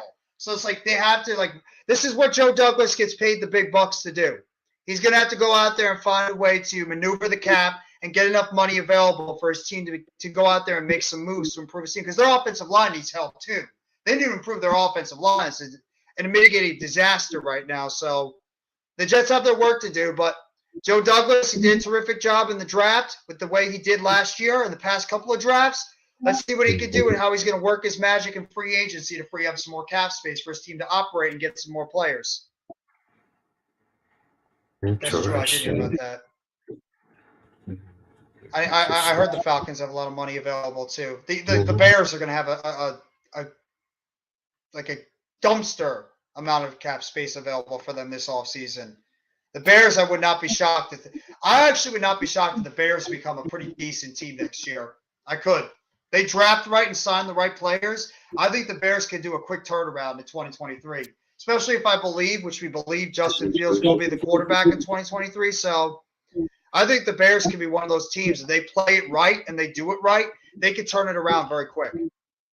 The Bears are in that position. They're in a very good position in their whole rebuild process. And it wouldn't surprise me if, like you said, in a couple of years, they're contending for the NFC North. So, I mean, in a sense, they're better than us, but the process is going to be the same as us because we, as long as we continue to draft well, no matter what happens, you sign Daniel Jones, you don't. I still think that we'll be in good position within the next 2 to 3 years that, the division is definitely going to be, we're going to be fighting for the division and probably fighting for a top spot in the NFC conference as a whole. So, that's why I have great faith in Dable. That's why this whole debate over Daniel is, look at the big picture. Who do you think the Bucks? Who I do heard you they like think the Kyle Bucks? Trask. They like Kyle Trask because they drafted out of Florida. I don't know why. Maybe it's just like smokescreen, but apparently they're fans of Kyle Trask. So, Okay. I mean, how much money do they have in their cap also? So, I mean, yeah, they got to make some moves too. I mean, what's their salary cap situation right now going into this offseason? Let's see, the Buccaneers, Titans, Lions, Ravens, Broncos, Commanders, Niners, Eagles, Jets, Chiefs, Cowboys, Panthers, Packers. Damn, they're down there. Wait a minute. I believe they have a lot of guys signed to 1-year deals. They're the lowest, $56 million, $56.5 million over the cap. Over or under? Under the cap. Sorry, no, Even more than the they're Bears? over the cap. I thought you said the Bucks. I think you said the Bucks, the Bears. Sorry, No, I said the Bears, Bucks, like the Tampa Bay Bucks. the Bears I know are Bucks the are in lowest. Yeah, the Bears are at 98 million. They have the money, 98 million to spend. The Bucks have $58.5 million just to get to the cap line. So they're Just to over get to the 58 cap. mil. Yes, they're over 56 mil. Because they They're the signed all those lowest. guys. They signed everybody back Yes. that after they won the Super Bowl, and they signed Godwin to an extension. They signed Devontae David to an extension. They signed Devin White to an extension. They signed Mike Evans to an extension. They signed Carlton Davis to an extension. I mean, they have all of these guys on a big money deal. That's why Trask is going, and that's why Trask is going to be their quarterback. Then it makes sense. Unless they find a cheap veteran that's willing to come in on a smaller deal. Yeah, it makes sense why Tampa Bay would go that range. They don't have the money right now to afford to go out and get a veteran quarterback. Exactly. Yeah, another that's reason another why reason Brady why. retired.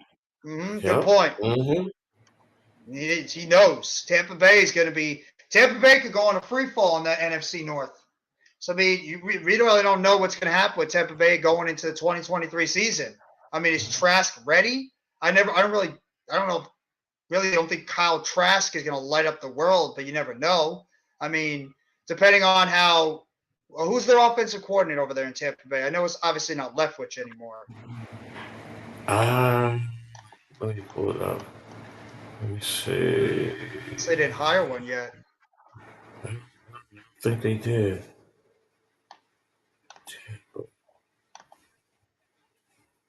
I think the quarterback going to the Raiders. If Rodgers isn't staying in Green Bay, I think he's going to the Raiders. That's how I've always felt.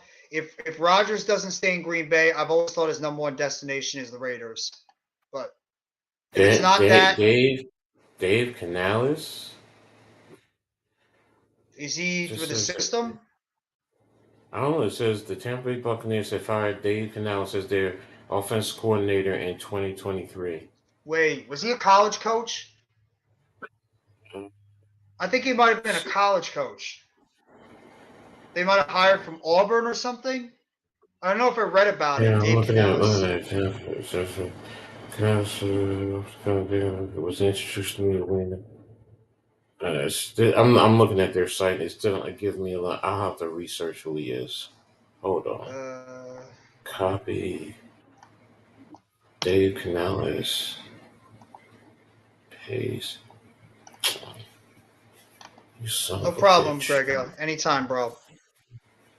They could always go with Jarrett Stidham as the quarterback if they think he's got potential. Hey, look who's here. Mr. Earl Cole has arrived. What's up, Coach?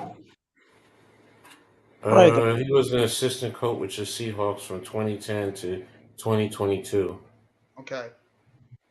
So he has NFL coaching experience, at least. Yeah, he has college in the NFL. He was a receivers coach, quarterback coach, passing game coordinator, quarterback coach last year with the Seahawks. So yeah, he's their new OC. So okay. I mean, it's a shot in the dark. Maybe this guy's good at developing young quarterbacks, but we'll have to wait and see. I mean, unless Jimmy G is willing to take a short-term deal or Ryan Tannehill, I think Tampa Bay is going to be a team in transition. I could see a lot of those veterans potentially being traded off that team too. I mean, do you really need 2 wide receivers being paid top dollar? Do you need two linebackers being paid top dollar? Offensive lineman, a left tackle that was hurt all last year. Does he need to get paid top dollar? A running back who's getting up there in age, you need to pay him top dollar. Yeah, Fournette's probably going. Good point. Yeah, they're going to have to make a lot of cuts. The left tackle, Donovan Smith, I think could be gone. I could see one of Evans or Godwin gone. I mean, I could see Levante David gone. I see a lot of people that could be gone after this year. But Earl, how you doing today, my friend? I'm good. I was a little bit under the weather this morning, so I had to take the day off from work. But everything is fine. The reason why I popped on is I have a question for you, Jeffrey. Shoot. Are you free next Thursday night? What time? 7:30. I think I might be. I have a little bit of a window because I believe I'm doing the basketball game at 9:55 at night. So I think I might be available for like the little window in between, like maybe an hour and a half, 2 hours. Okay, because I'm looking for a guest for the wrestling experience. Okay. And we're going to be discussing AEW Dynamite, and we're going to be predicting Revolution. Okay. So I'm looking for a good guest, and you are the good guest. I appreciate that. Yeah, so therefore, I'm going to make the stream up as soon as I get off here, and then I will put it on your channel. I've already set up 3 different streams for wrestling for myself. The Raw Watch Along is now available. Revolution is already up and running. And of course, I have Mitch Kofsky returning to the wrestling experience on March 16th. So those 3 streams are already set. Now I just need to set up my show for next Thursday. And since you said yes, then I will then tweet out and I will make the announcement that you will be coming back on the wrestling experience. So. I appreciate that. I'll try. I mean, I'm going to fit it in between that tight schedule that I have. Like, I'm going to have to – I probably can do it until like around 9:35, 9:40, and then I got to get ready for my other stream right after. But, yeah, I should be able to do it for like an hour, 15, 20 minutes. Yeah, I don't think the show's gonna last that long because we have Revolution at first. We're gonna do Dynamite, wrap up Dynamite, and then we're gonna go into Revolution, and then that's it. Just do whatever you need to do. I'll be happy to hop on and talk some wrestling with you on that day. And obviously, I saw the stream that was set up for Revolution on Sunday, as well as Monday Night Raw this coming Monday. So I got all the notifications and everything ready for those 2 upcoming shows. Excellent. We're going to have fun Monday night, and we're going to have fun next Sunday night for Revolution. It's going to be a good time by all. Absolutely. But I did not want to interfere with your streaming. You're not interfering. If you want to talk football too, you're more than welcome. You're always welcome on the show. If you want to talk football and talk about anything NFL, you're more than welcome. Well, yeah, I do have a question. Sure. I do have a question. Is there any new weapons that the Giants will bring to the table next season? Are they going to strengthen up what they already have, or are they going to go with the same players that they had before? Coach, you want to go first? It's going to be a little bit of combination, though. I mean, the first thing is DJ and Saquon. You know, if we bring back Saquon Barkley, that's going to be a valuable weapon, especially in the running game. You already brought back Isaiah Hodgins. Did I say his name? Hodgins? Isaiah Hodgins. Yeah, Hodgins. Now in It's a the tricky one, I draft, know. yeah, in the draft, it's a multitude. There are different things that they can do. Do I think they're going to draft a wide receiver? Yes. Where it varies. I mean, for example, I played around with some mocks, thinking about what the free agency is going to be, and then playing around off of that. I've drafted a receiver in the first round. I've drafted receivers, my first receiver in the fourth round. So, but I do think the Giants are going to draft a receiver more likely in the second to the third round, somewhere in that range. And they're going to be a key contributor to the offense. You still have Wan'Dale Robinson coming back. Hopefully, he'll continue to improve. Um, there are starting to be free agents, wide receivers. Do they kick the can? How much money? I mean, they had whatchamacallit down in Tennessee who was released. Who's Robert the other Woods, one? yeah. Yeah, Robert Woods. Mhm. It was another one who was just released. I forgot who it is. I'm trying to remember. A wide receiver? Yeah. The only one I saw was because Tennessee's been the one team that's been releasing players lately. Was it Jarvis Yeah. Landry? No, it wasn't Jarvis Landry. I can't remember, but yeah, there's still receivers that Oh no, it was I was thinking about Juju. He's already a free agent. That's what it was. It was I would like Juju. Juju. I would love Juju on the team.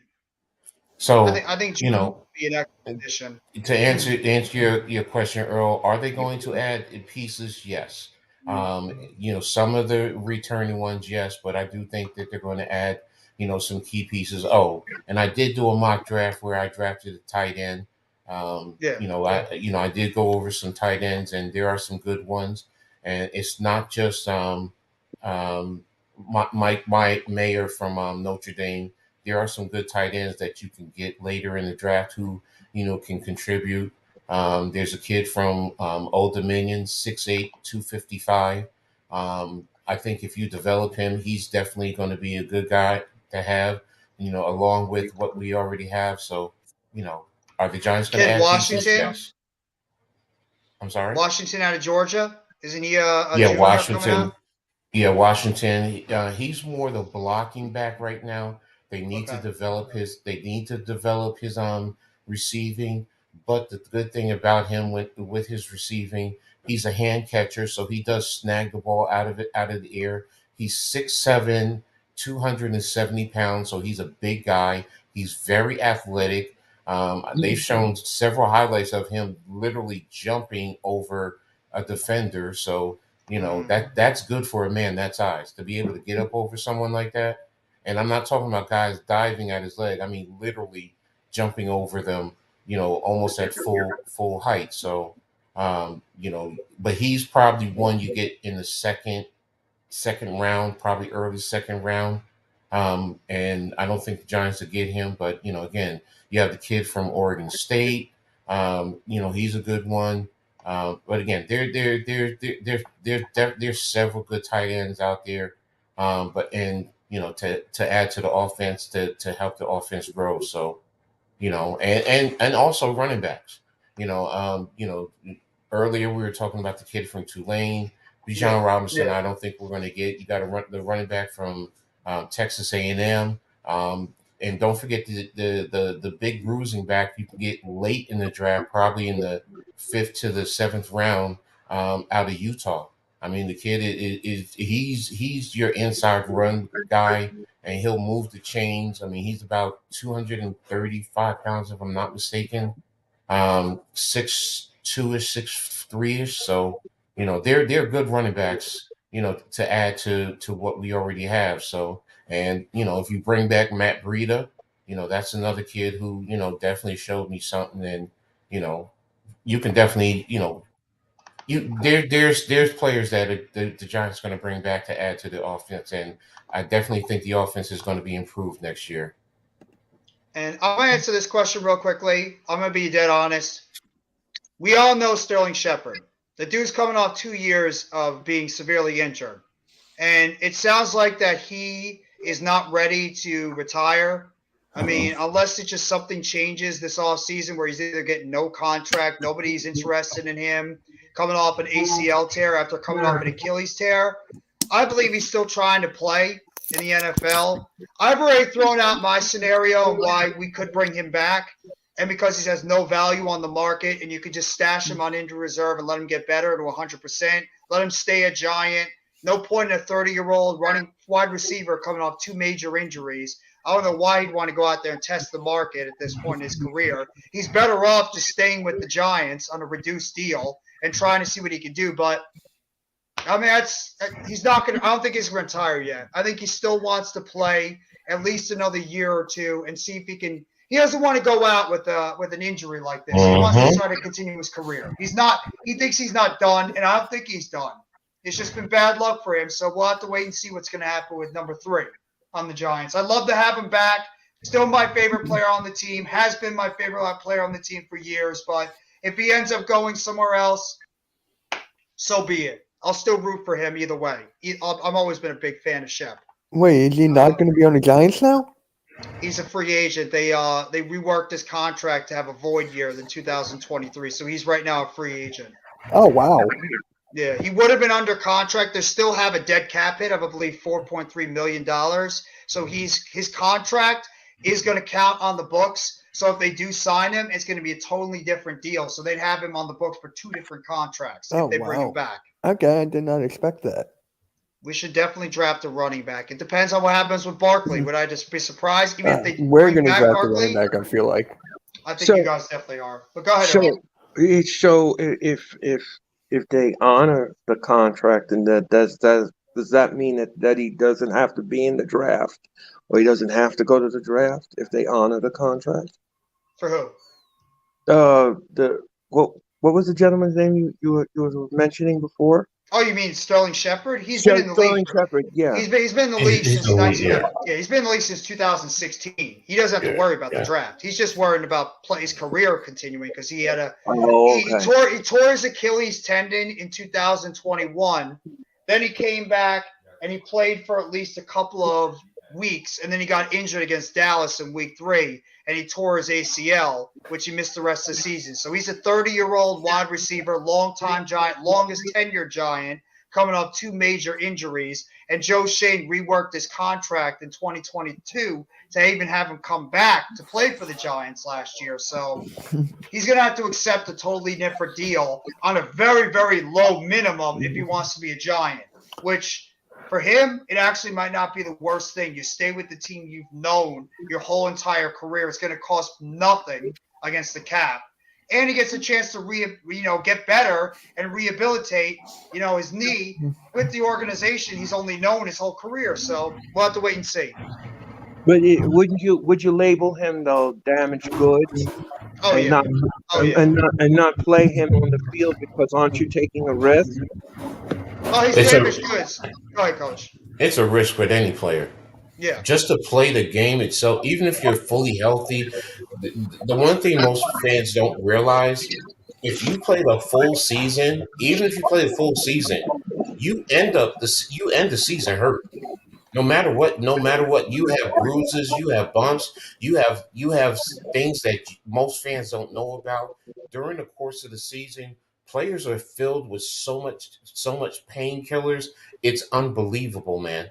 I mean, the level of different play, you can either pop it in your mouth, you can have them shoot you up. I mean, realistically, every player, if you play significant minutes, you're hurt. I mean, not hurt. You're hurt. Now, are you injured? That's a different story. So it's a risk no matter what when you go out there on that football field. Because think about it, man. I mean, I'm 350 pounds, 340 pounds. Imagine me running full speed at most of you guys and colliding with you, and you're running the opposite way, and the collision, it's going to hurt. It's just going to hurt. No matter what. Playing football is a risk, period. So it's like the nature of the beast. Yes. I'll make a wrestling analogy. Yeah, exactly. Yeah, I'll make the wrestling analogy. It's like Bronson Reed and Otis crashing into each other at like 100 miles per hour. Like that. Yeah, Exactly. yeah. And there will So be carnage.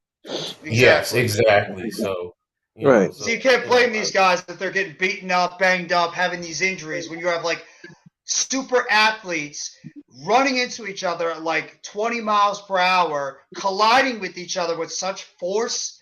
You're going to get these banged up, bruised injuries that are going to be happening to these guys because NFL is a physical as hell sport.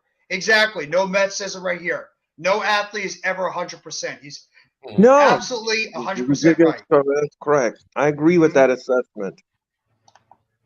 It's still going to be a T-shirt one day, by the way. Let me ask another question here. Absolutely. Which NFL team or quarterback would you say next season has a lot to improve on and a lot to gain from? Dak Prescott. Cool. Dak Prescott to me. First top of the Why list. did I come back and hear Dak Prescott right away? To me, that's the first guy. Dallas It's too many. Cowboys. It's too many for me to choose from. Honestly, it really is. Yeah. I could go down the list, but I like Dak Prescott. Don't think I don't like it. Yeah, that's a good one. To me, I because don't. of the fact Dak Prescott was labeled the savior over there in Dallas, coming off strong seasons, taking his team to the playoffs. And what did he do this past season? He led the NFL in turnovers when it comes to interceptions and turnovers in general. Plus, he had 3 interceptions in that game against Tampa Bay. Dak Prescott is getting paid tons of money to not be an absolute turnover machine right now for the Dallas Cowboys. He needs to rebound and rebound big going into the 2023 season. So for me, Earl, it's Dak Prescott. He needs to have a rebound season going into 2023. So you think that his season needs to be turned around at this point? Absolutely. Oh yeah, he does. His team And he look- underperformed big time. And let me ask you another question. Let me ask you a follow-up question to that. If he doesn't improve during the season and he keeps doing the turnovers and he deflates the team, do you think that it'd be time then to cut him? Yes, Depends depending on on- how. Depends on his contract. It depends on his contract first. Because, Right. for example, I mean, if let's say, for example, his salary hit, if they cut him and they're still stuck with money left on the books, let's just say it's $40 million, you're not going to cut him. You're just not. Because it doesn't make sense. You're just going to try and see if you can work it out and see what you can get. Because to let $40 million sit there off of one player, that's taking a big hit out of what you can do with the rest of your team. So, What's up, Evan? it's now again, you'd have to look at his contract and break it down before you say yes, you can cut him, and even if he's playing bad. And I think he's in year 3 of that contract, or is he year 2? I think it might be year 3. I believe. I'm pulling it up now. Pulling up over the cap. Dak Prescott. Here we go. His base salary next year is $31 million. Yeah. I don't think they'd start saving any money. They said there's a potential out in 2024. Yeah, he has a dead cap right now for next year of $89 million. Yeah. Yeah. So they could try to cut him, Earl, but if they did that, they'd be in such salary cap hell. They would be screwed for like the next 2-3 years. Yeah.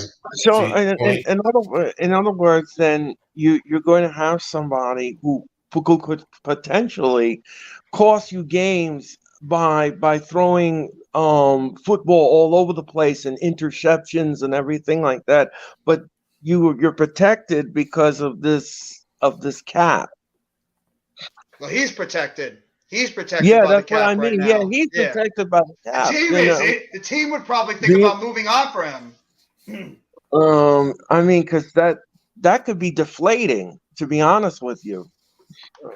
Evan says it right here. Prescott is making over 40% of the team's cap space next year.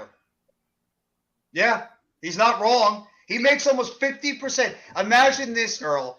You have a team of 53 players, and your quarterback alone is making close to half that salary cap. Half the cap is going to 1 out of 53 players. Think about that. Think about that one. I'm hurting. My heart is hurting. My heart is hurting because I'm not hurting. I think it's funny. I think it's funny too. I think it's funny. I think it's great. my heart is fluttering here because because This is the guy I feel bad for. He's a Cowboys fan, Arku. I feel bad for him. He's got to deal with that. I mean that is astonishing. Yeah. But that's the business of professional football. Period. Mhm. Case Mhm. Any closed. I sport. mean, Any sport. yeah. I mean, you when you have money, when you have salary, you have your budget. You have to play with it. Who's the most important position? Who's going to get most of that money? Yeah, Mhm. it can create dissension among the ranks, but if you go in there, you know it's a business. You know, first and foremost, you shouldn't be worrying about when another man gets in his contract. Screw him. I only wonder about my money. Oh, that's all I Exactly. should be caring about. But then, yes, does it take up, and do you have to cut other players because of situations like that? Yeah, happens all the time. But you Happens. know something, it reminds me of like baseball. It's you have a player who gets all this money and then he underwhelms and he Yes. underplays and you're sitting there like, why couldn't you take that money and give it to somebody who really wants to play the sport and who can really deliver the goods? And I just sometimes I sit back and I'm In the like, microwave, 5 minutes. Oh, I'm sorry. Sorry. I just, Microwave for 5 minutes. Sorry. What do you I was mean? talking my age. No, I was talking my age. She's putting something in the No. microwave for me. What do you mean? What are you having though? She's making some chicken, some peas, and mm. some potatoes. I just got I'll back be from over in lunch. 5 minutes, Coach. I'll be over in 5 minutes with the wine. Yes, Coach, I'll be there in 5 minutes. Girl's going to turn that into a stew. Yes, it's true. What up? What up, normal guy? What up, bro? Mm, No, no, I actually have an announcement. I think I told you, Jeff, but I finally got a job. Yeah, you did mention that before. Yeah, but Congratulations. it was Coach. actually official yesterday, so I got it. I'm doing an application now, so it's official. I got it. Thank God. Oh, and Mitch, Yep. Thank you. congratulations yesterday on your boys whooping up on my boys. Hey, Michigan's still in the bubble. I'm just letting you know we're still in the bubble. I don't know how. Rutgers is playing themselves out of the NCAAs right now. Yeah, They I saw the really highlights. are. Yup. And that goes to Mawat Mag. We didn't realize how important he was and how critical and vital his defense and what he brings, as a glue guy to that team. And it's spiraling out. I mean, because when you lose to Nebraska by 10 points at home to Nebraska, nah, man. And now you got to go to Penn State, which is going to be tough. Yeah. And you close out with Northwest. Rutgers they're going to have to make a run in the Big Ten, and I don't see it. Yeah. So, Coach, You guys are going to make it, man. I think you guys will make the NCAA. Yeah, I think I don't know. It's pretty damn close, but have you been scouting out the college basketball players yet? Not Like fully for the draft or no? Not as yet. I'm gonna take a peek here or there. I mean, I'm not proficient with it, but I have a general understanding. So He's Like, in the I just- NFL mode right now. Yeah, like I just started that like 2 days ago. yeah, so Like college basketball is more my thing instead of college football. Yeah, see, I actually have a question for Coach too. When you guys are done, I have a question for Coach related to a player that's coming out. But you guys go ahead. Football or basketball? Football. Damn. Okay, yeah, no, basketball. I mean, I'd have to dissect it, and I watch more Big Ten film, but Yeah. I mean, I got to get back into the ACC. I mean, even though the ACC hasn't been strong this year, and I'll get into it, and I'll start reading up on it. I mean, I'm probably more into the women's college sports than I am the men's. So Yeah, you told me that. I mean, there's only one like team I kind of follow, and that's the Miami Hurricanes, because I follow these two girls on social media, and their name are Yeah. Woo! No, it's not just that. They do basketball content. Doesn't matter, man. Yeah. No, Yeah. they do basketball content, but yeah, Right, those are like the right, only right, people. And if Mitch. you say Michigan, fine, we beat you Work the there. room, Uh, Mitch. Work the room. Mitch, you know the deal. If then two girls called you, be like, yo, let's hook up, bro. Don't tell me you ain't Wait, going. the Suns are wait, what? The Suns are targeting Derrick Rose on the buyout market? Oh, Oh, the Knicks are buying him out? What?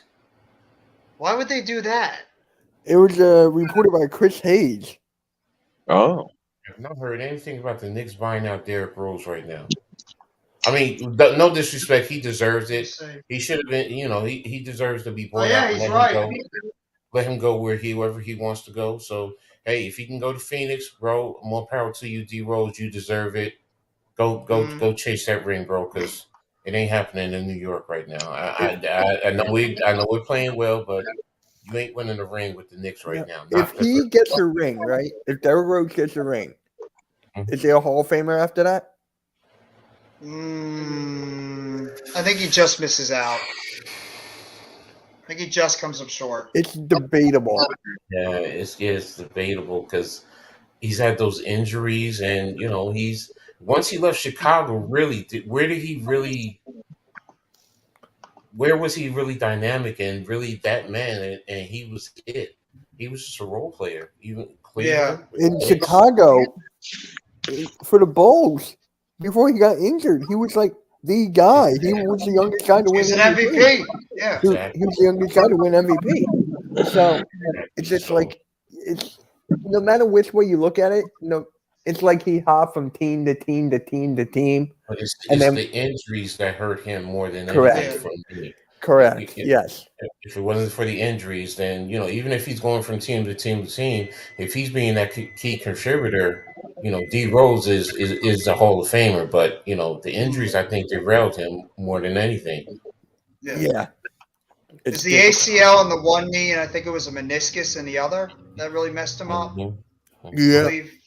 So he injured. That He was- pretty much screwed up both knees in a year span. When Derrick Rose tore that ACL, he was the Bulls were against our Sixers, my Sixers. We were like the 8th seed to their 1, and we beat them in like 5 games, and then we lost to the Celtics in 5. So it's just like, yeah, that was the year it happened. I remember that day. It was like yesterday. I was like, oh my God, what the hell? The luck of the draw sometimes. Sometimes you just have that unlucky break, and unfortunately for Derrick Rose during those couple of years, that was his unlucky break. He ACL tear in one knee. The year after, he tears his meniscus, and he was just never the same after that. He literally just bounced around all over the place. Well, I I think he was will on the say T-Balls this. too. Yeah, I will say this though. I think it's Tom Thibodeau that really derailed his career, led to the injuries because of the extensive use. I Yes. really believe that. Yes, I agree. Yeah. I think Tib just has that where he wears you out. And but what's your question, Jeff? You said you had a Yeah, question. you had a question. I'm actually Well, curious about it now. Just talking, we've been talking. I know we're like, we were talking about the NBA, but the NFL draft obviously coming around the range, and obviously the top quarterbacks everybody's talking about: C.J. Stroud, Will Levis, and Bryce Young. I found this very interesting coming from Jeremy Fowler. He says that draft grades are ranging for Anthony Richardson around the first round, where I'm even hearing rumors he could be a number 1 pick somehow. Call me, I don't know how. I heard that. I saw that. To all the way to the 4th round. What do you think about Mhm. that, Coach? How is that possible? It is I'm here- possible I'm because curious how Coach is going to feel about this. no one really. All right, if you look at Say his it away. talent, he has the talent. Don't get me wrong, he has talent. But number one, he's not consistent with his passing game. He's still developing. How well does he read? Is it still going to take time to develop? So it's a catch-22 with him. And then you think about, could he be? I don't want to put this kid in this mold, but could he end up being, if he's drafted high in the draft pick, and could he become a Jamarcus Russell? I mean, Russell had the tools coming out, but So did Menzel. yeah, Johnny Manziel's another one. So Yeah. you see the athleticism. Don't get me wrong, that kid is dynamic. I mean, I really like his game, but number one, it's the system that he's in and the coaches. Does he get the right type of coaching to develop his game and bring it out? Or are you going to get coaches that are just going to throw him out there and try and do whatever, whatever, try and get him just the basic vanilla stuff to go out there and hopefully win games? He needs coaching. He Yeah. really does. I mean, He needs the but right system too. yeah, but if you can pull that talent out, to me, if his talent is truly developed, he foresee he exceeds all the other quarterbacks in this draft Yeah. just based on talent alone. The reason why one of the reasons why Young is is probably the best quarterback is because of his intelligence. Now imagine if you could take Young's intelligence and put it with Richardson's talent. You'd have the perfect quarterback. Yeah. You really would, because then it's something that's scary. But I mean, I do understand why he's in the go into the fourth round, because you just don't know. And I think a lot of it's got to do with his combine and how he does in the individual workouts too. Yep.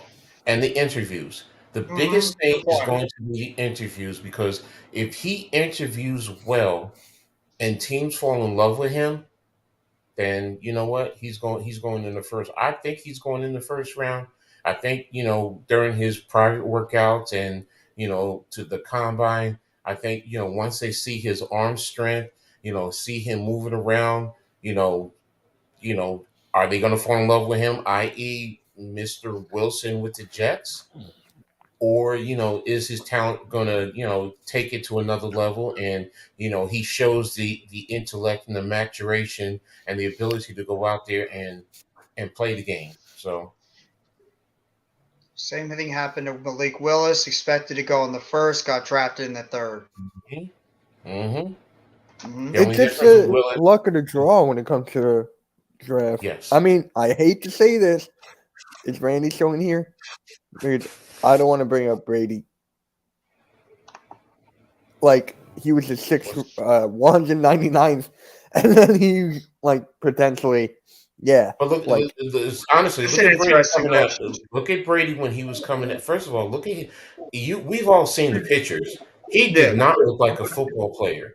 Anthony Richardson. No, he did not. No. Put him in shorts. Anthony Richardson looks like a football player. He looks like he looks like he could play tight end or linebacker or defensive end also. So but Brady did not look it. So that's difficult. But as far as Hendon Hooker, I mean, I know there's the debate about him. I mean, I like Hendon Hooker. I know there are others who have said they don't think he's a good quarterback. And the question, because of his age, he's 25 years old or will be 25. But I get it. But there was another quarterback who came out who was actually older than him, who had he had a all right career in the NFL. Brandon Weeden. Now I forgot about him. I was talking about Chris Winkie from Florida State. Oh, him too. Yeah, that's another one. I didn't even think about Chris Winkie. He was 28 when he came out. Remember? And same thing with Brandon Weeden. Brandon Weeden, yeah. So I mean, Hendon Hooker to me is, and especially because of his injury, you can take him in the fifth round. You can take him in the fifth round and see what you get. I'm not saying he had first round talent if he didn't get hurt. I mean, I watch his film. I see what he can do. I understand the system. The system, did get guys open. And the hardest thing sometimes for a quarterback is to hit a guy who was wide open. How many times have we seen a guy who's wide open and the quarterback sails the ball on him? Too many times. Exactly. And this guy was putting it on them while they were wide open. So, that's a good thing. So, I mean, he's still young enough that you can develop him. And you know what? If you're a quarterback needy team, maybe you find luck in the bottle, and there you go. In 2 years, there you go. You got the quarterback. So I have him around like that I think he's going to be in around the second round. I could see him depending on how he tests. Richardson. I think he's around like the early second round. I think he's going to go. But if he tests really well, you never know. I mean, Wasn't Trayvon Walker at one point supposed to be a second-round pick at one point? Mhm. And then he Mhm. shot all the way up to number 1 because of how he did in the combine, his individual, Mhm. workouts, and how he graded in terms of like his answers he did, IQ Mhm. tests. So you never know with a guy. He could maybe he does really bad, and it could end up causing him to plummet all the way down to the 4th round. So I mean, a lot of people look at what players do, whether it's silly or not, whatever you think about the combine. A lot of scout evaluators, draft evaluators, general managers, scouts, everything, they look at what you do in the combine as a big time indication on where they think your overall value is. And it doesn't have to just be athleticism. It could be about scheme fit. It could be about, what how you are on the field, what your strengths are, how your athletic abilities and how like your frame and everything translate to the NFL. A lot of it could be mixed with that speed. Another one, good. Thank you, Earl. Your quickness off the line. How quick you are off the line if you're a defensive lineman. How quick you react if you're an offensive lineman. Your route running if you're a wide receiver. How well you can move side to side if you're a cornerback. Quarterback especially. Your your coordination with your eye. So we'll have to wait and see. Either way. The stamina, that too. IQ. A lot of people look at the IQ of the player too. Like, how your IQ is going to translate, how you pick things up going into the NFL compared to what you were doing in college football. The game's a lot faster in the NFL than it is in the college football ranks. I did hear about that, Miz. We actually talked about it a little bit before. Well, I don't know if that's true or not. Maybe it is. I wouldn't be shocked if it is. You know what? I'm glad someone brought up Derek Carr because I was on the phone yesterday with a very good friend of mine who's a diehard Jets fan, and he wants Derek Carr over Rodgers. That's not that crazy. No, it's because like this whole thing with like the cave he's in now and like stuff like that for Rodgers. He's like all that. He's like, no, just give me Carr and we go from there. I said, and Jeff knows, I've said it all week. I'm going after Lamar Jackson before all of them. If I'm the Jets, I'm seeing if they can't work out something, now if your owner Woody Johnson said he would give up what he said he would give up 2 first rounds for Rodgers before. I think so. I think it's around there. Yeah, it was around like 2 first round picks. Yes. So if whatchamacallit says I want 3 first round draft picks for Lamar, would you do it? I would do it in a heartbeat. Yeah, you have to finagle some things on your salary cap. Don't get me wrong. But I'm doing that. I'm giving them 3 first round draft picks for Lamar. With the you know what? After thinking about it, yeah, I probably would too. With the talent that they already have, he even helps your offensive line just by his mobility. You're right. I would actually. I was thinking about it too. 3 first round picks, but yeah, I would probably do it too. Yeah, because for established quarterback like Lamar Jackson, absolutely. If you get him and put him on that team, he changes the dynamic, and that team becomes a division contender, and probably one of the top teams in the AFC. And you're drafting low anyway, so. It's an interesting question by the Miz. There's a poll on WFAN. Would you do Jones in a first for Lamar? The Giants? Daniel Jones and a first round pick for Lamar Jackson. Honestly, if I were you guys, I would not. Do I have Saquon Barkley? Do I have Saquon Barkley? Yeah, that's a good point. If Saquon Barkley is not part of the picture, then no. No. Yeah. If I have Saquon on that offense, and I'm only giving up Daniel Jones and a first round draft pick. That's a good point too. Why wouldn't you trade him out of the AFC? I'm sorry. Go ahead, Earl. What were you saying? No. I don't think I would take that risk. I don't know. Okay. Lamar Jackson is just another level. It's just that dynamic. I mean, just his running ability alone scares defenses. Yes. It just scares defenses. So Now, like I said, do you have Saquon, and do you sign a certain free agent receiver or two? And yeah, but if I'm only giving up Daniel Jones and one first round draft pick, that's hard for me not to sit here and say yes to. Sorry, Yeah. it's hard for me not to. It, you're talking about Lamar Jackson, Lamar Jackson, Well, and some I people love are going to Daniel look at Jones. Lamar. Some people are going to look at Lamar Jackson and think, is he going to be healthy? He's been hurt a lot the last couple of years. Okay, you said the same thing about Daniel Jones too. Prior to that, Daniel Jones was hurt. Prior to that, also. Well, I'm not even including Daniel Jones in the equation. I'm actually thinking about the Jets too. Lamar Yeah. Jackson has been injured the last couple of years, and our NFL team's starting to figure him out a little bit. His ability. I know he's just explosive as hell. Not a lot of people can do what Lamar Jackson could do, but our team's starting to figure him out a little bit now in terms of the way he plays offense. On the Jets, if he was on the Jets, did he have weapons like that with the Jets that he would have with the Jets with Baltimore? No, he Honestly, only had Mark Andrews. He only had Mark Andrews as his only exactly. legit threat. And when the running backs were healthy, okay, you had a couple of good running backs, but he never had the receivers that he would have with the Jets. And It's that's the true. thing. If you give him receivers that stretch the field and his running ability, and Mhm. receivers that can get open, plus a tight end and still good running game. Wow, that's why with the Jets, That's a good point. but if the Can't Giants refute can that. exactly, you draft another receiver in the second round.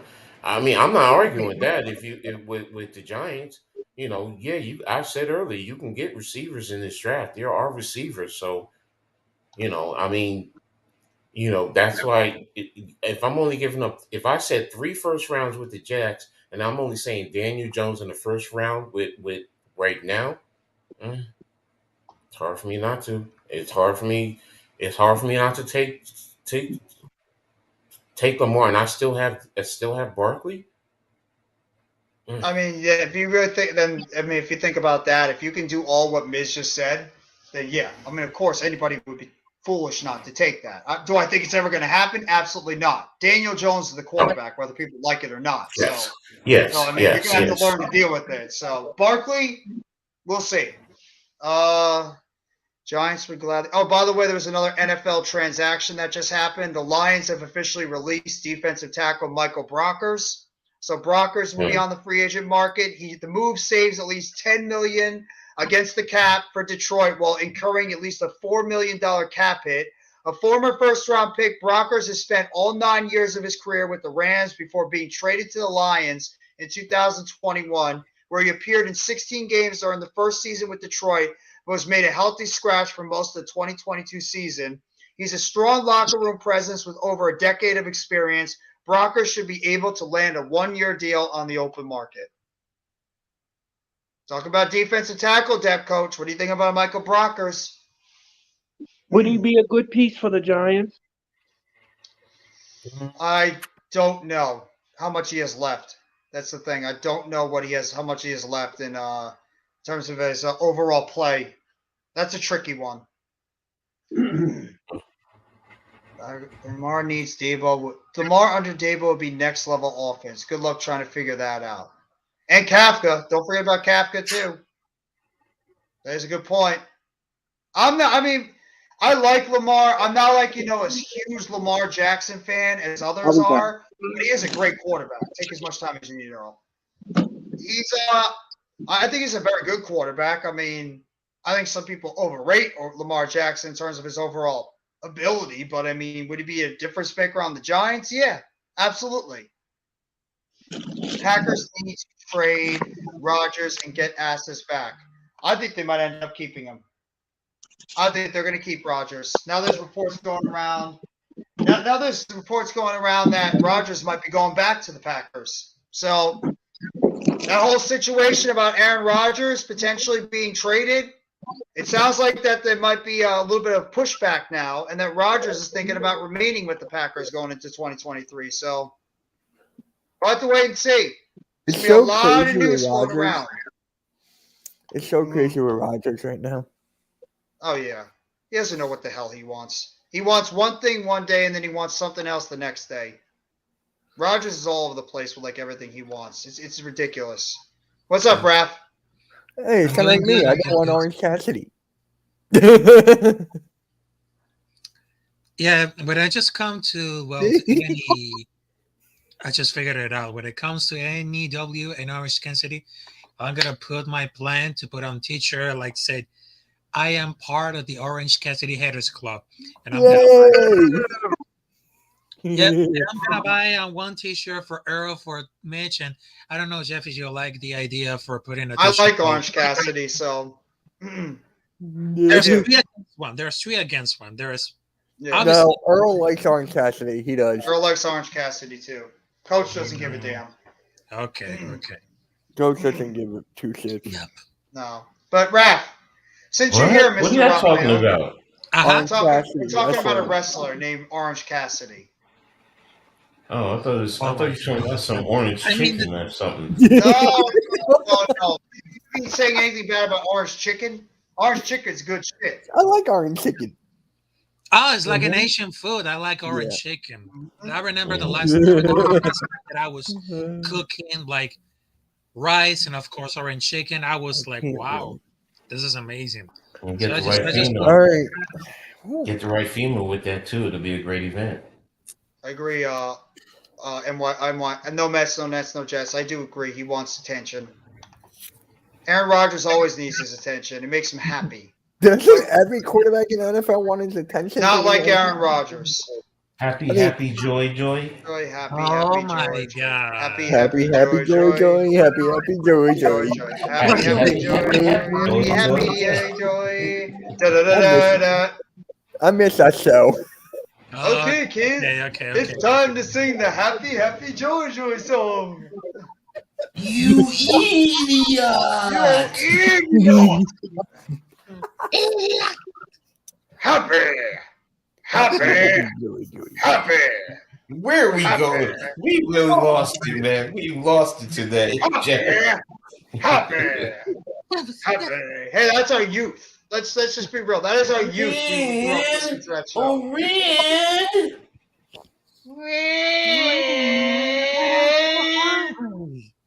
He's wearing that his helmet over his head. He's got that evil like. I was like,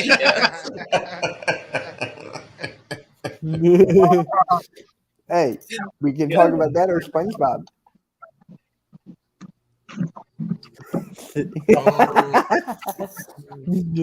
I turned my camera off because you said that. okay. Ren and Stimpy, SpongeBob's got nothing on Ren and Stimpy. Don't even go there. I love Ren and Stimpy. I do. Nothing on Ren and SpongeBob Stimpy. has nothing on Beavis and Butthead. Come on, man. That too. SpongeBob's got nothing on Rocco's Modern Life. Okay. I can Don't love ever hate on SpongeBob and now Rocco's everyone's Modern. ranting. Don't ever hate Rocco's Modern Life. That was the I greatest know. cartoon. I love that I show. love that show. What the hell? Did you know Yeah. what his job was? Kind of a lot of comics. No. Oh, It was a sex phone operator. Oh, no, it yeah, reminds yeah. me. I was very baby, kid. I was very kid at that point. I was very kid at that point. I I was missed born in that show. I 1998, need to go back on and my YouTube and parents watch like got old me like clips. a cable TV. My parents got it on cable TV, and I was watching every episode of Rocco, like What up, Rugrats, Greg? Dog. There is Randy and Stimpy, and I I need to Dog watch was that great, too. so I was living through that era that every child show that I was watching, it keeps on me like a nostalgic. And when I was like 7 years old, that was the first time that I was watching the first season of SpongeBob. But those kid shows that grew me up since like was like 90, that was like part of nostalgia that I got it. So, and there was sort of like that samples that I was watching doing this. It's like, Ren, but I'm too hungry. So I'm just doing like a little voiceover Shut up! like this. You idiot! No, you did it! No, you idiot! Stop That's doing actually a it! really good impression. That's actually a really good impression of Ren. Or he's sitting in the bathtub floating above on the water, and he's just floating around like a maniac with a bar of soap in Oh, his I hands. remember that. And he's like yeah. saying, "My beloved ice cream bar." Oh, No, you can't have it. It's no, mine. you can have it. You stay away from it. It's my ice cream bar. Then I just taste the fun. Have it say my ice cream That's another good sandwich. one. It's my ice cream sandwich, or the old man. Oh, It's like the old man that was talking, like and all his eyes and nose would pop off. His ear was like drooling down his head. Coach, I think you remember that too. Like the old man, I forget what his name is, but Red, he was like talking to Ren and Stimpy. It's like his body parts kept falling off while he was talking to him. Oh, Happened. got it. It's funny. He's just sitting there talking, and his ear is like drooling down his side. Yes. That was a disturbing show if you were a kid of the 90s, but it was funny as hell. That was Darkwing really Duck's another one. Yep. funny. Anyone ever have a WWE ice cream bar? Yep, I did. I have. I did. Which one did you have, Earl? Mitch, which one did you have too? I think I had the one with the Ultimate Warrior. Oh. I think I had one with Hulk Hogan. Yeah. That's interesting. United eliminated Barcelona from the Europa. They were good, Coach. Yeah. Mm-hmm. They brought him back for a short amount of time in the 2010s when CM Punk was one in the back. Then they got rid of him again. Yeah, that's a good point. Oh, you can? I didn't even know that. You can still get those ice cream bars? I got to get one of those old WWF wrestling ice cream bars. Oh my. Oh, really? You'd have to search for it. Let me see. I'll tell you 1 second. WWF. Oh my Those God. ice cream bars were good as hell. Good. Good as hell. They were creamy. They were creamy. Yeah. Pause. Not just kidding. Okay. I'm glad you said that. They were creamy. Ice Get back to creamy. football.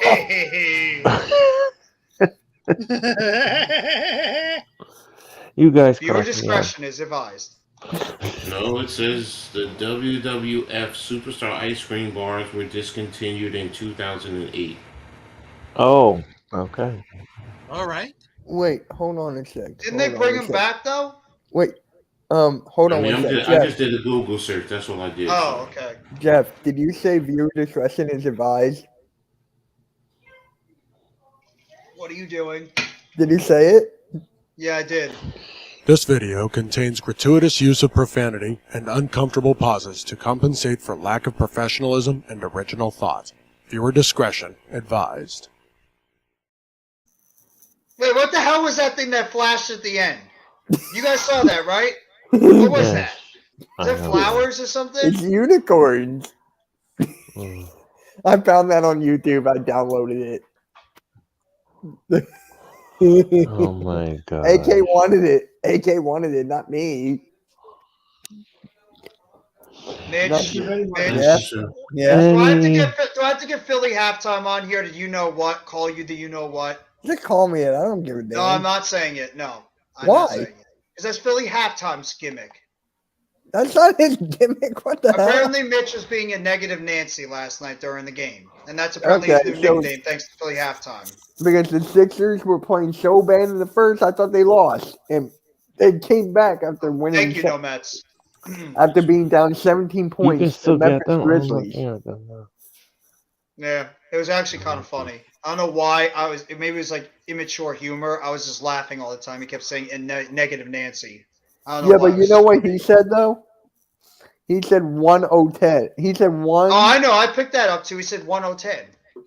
So he's halftime. Philly halftime. 1-0. 1-0-10. Hey, he's like the new 00. He's like the new 007. 00 halftime. By the way, Jeffrey, I want to thank you last night for participating on the wrestling experience. Thank you again for popping Wait, into were you on his show? Or He No, I was in wasn't the on chat. show. I was in the He chat. was I'm in going to be chat. on the show next week though. oh, next week Yes. you are? You're not going to Yeah. join Mac and I? Oh, okay. I could join Mac and you guys too. Yeah, that is true. I can pop on if I want. What's up, Coach? No, I'm searching, bro. I'm searching Oh, for the ice cream bars. it It's says still Safeway. I don't know what Safeway is. Safeway it's a grocery store. It's like an Acme. Oh, okay. He No, says is that it? it's the ice cream sandwiches, not the bars. So it's not like the Oh, ones okay. with the stick, the old school ones that like myself, Earl, Coach would remember, like all the way back in the day. Mitch as well. I don't know Yeah, if you Good remember them as Humor. well. You The know, old it's school like ones, Raph. yeah, Good Humor used to do that. Yeah, The sandwiches. Yeah. so good. Totally. It's like, Made by Good Humor. Yeah, no mess, no nest, no chest just said that. Good Humor. An ice cream bar sounds so good right now. I got to buy those old school ice cream sandwiches. You can never go wrong with an ice cream sandwich after a No, good you meal. can't. No, you can't. Simple, but absolutely fantastic. The old And school, decadent. exactly. Decadent, Mm. delicious, and deserving. I can't think of Right. another word that begins with D. Right. Uh, Remind everyone tonight is SmackDown. Tonight yeah. is SmackDown. Ugh. Rob and I and Tyler will be live for that. Jeff, you can hop on. yeah, I might hop on, or I might just I might just watch it on the television. We'll see. And at 5 o'clock is the fantasy baseball draft. Mm-hmm. I don't know who in the hell to take. Coach, are you doing March Madness at all? am I following it? Sure. Is I live streaming? Are you I doing the don't bracket? know. I don't do brackets to gamble per se. I I just do don't it on either. my own. I I just don't do it on either. my own. I just, I might find one online, or I might do like the ESPN ones. Like I used to love when Mike Golick and Mike Greenberg used to do it, and I used to join theirs. Yeah, So I do stuff like that. I I might do. won last year. I Oh, had it cool. right. It was I forgot who won. Was it Duke? I No, don't even. last Was year it? was It was Kansas. I think the Kansas kid was last Kansas. year. It Oh, was Kansas. Kansas. Yeah, I knew I had it right. One of those like 2 or 3 schools that won it. Kansas, Kentucky, Duke. Duke, Yeah, but North Duke is like Carolina. with Duke now. It's just like it's so different without Mike Krzyzewski. Good. Oh, you mean I don't. Krzyzewski? No way. I don't like I remember Duke. the Ninja Turtle. I remember the Ninja Turtle ice cream bars. I don't like Duke. I hate Christian Leitner. I hate all those guys. Well, you have a reason to hate them. Yes. You guys ever remember the ice cream thing called known as a screwball? Hell Wait, yeah. whoa, what? Screwball where you have the Screwball, little yeah. gum drop. Oh, You have the little okay. I gumdrops thought you and said drop something it, else. yeah. I'm like, whoa, what? You remember that, right, Earl? The screwball ice cream? I think so. It's like that. It's like in a cylinder, like a cone-shaped ice cream. It's like pink ice cream, and at the bottom is a gumball. Gumball, yeah. Oh. Yeah. You get it at like they sell it at the trucks, the ice cream trucks that come by. Mhm. Oh, okay. Nothing was better also than good ice cream. Than Yep. good ice cream trucks. They still Can't got ever them. beat that.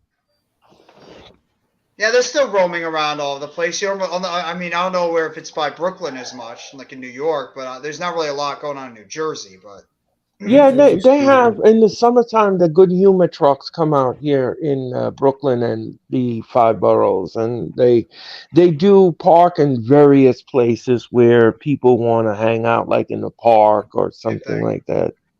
So, yeah. Maybe they'll one day come out with an ice cream bar that says the wrestling experience with Earl Cole. And other ice cream bars that come out and say, I agree with the assessment. And beef stew. And he's beating the stew. Yeah, he's beating the stew out of them. Oh my And maybe God. one of them will come out for Coach and it'll be like, say, yeah! Former WWE and ECW wrestler Steve Richards is currently dealing with health issues and he's in the hospital. Steven Richards, yeah. Yeah, that's sad. Yeah. That, He's been that dealing is. with a lot of critical issues lately. I remember him with the right to censor. Yes. Mm-hmm. And He's, superstar Billy Graham is not doing good either. no, he's been dealing with a lot of health issues over the past couple of years. Yeah. don't know if Wait, he's gotten better or not, but yeah. Hey, Jeff, I found something on Twitter that you might like. Hold on. It's a little What's that? build a lineup with $15. Have you ever done one of these? No, Oh yeah, I've These are done those before. no, I've never These are- actually done that before. I love doing these. Like the different combinations you could come out with and shit. So like $15. Like, for me, Oh, wait a honestly. minute. Okay, wait a minute. Let me see something. All right, let me. Okay, we'll build a lineup with $15. Do you want Barry Sanders?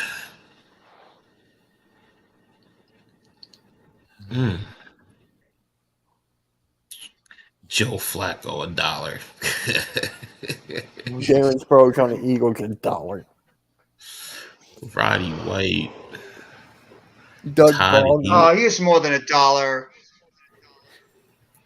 Chad Ochocinco is only $2, but Steve Smith is $3.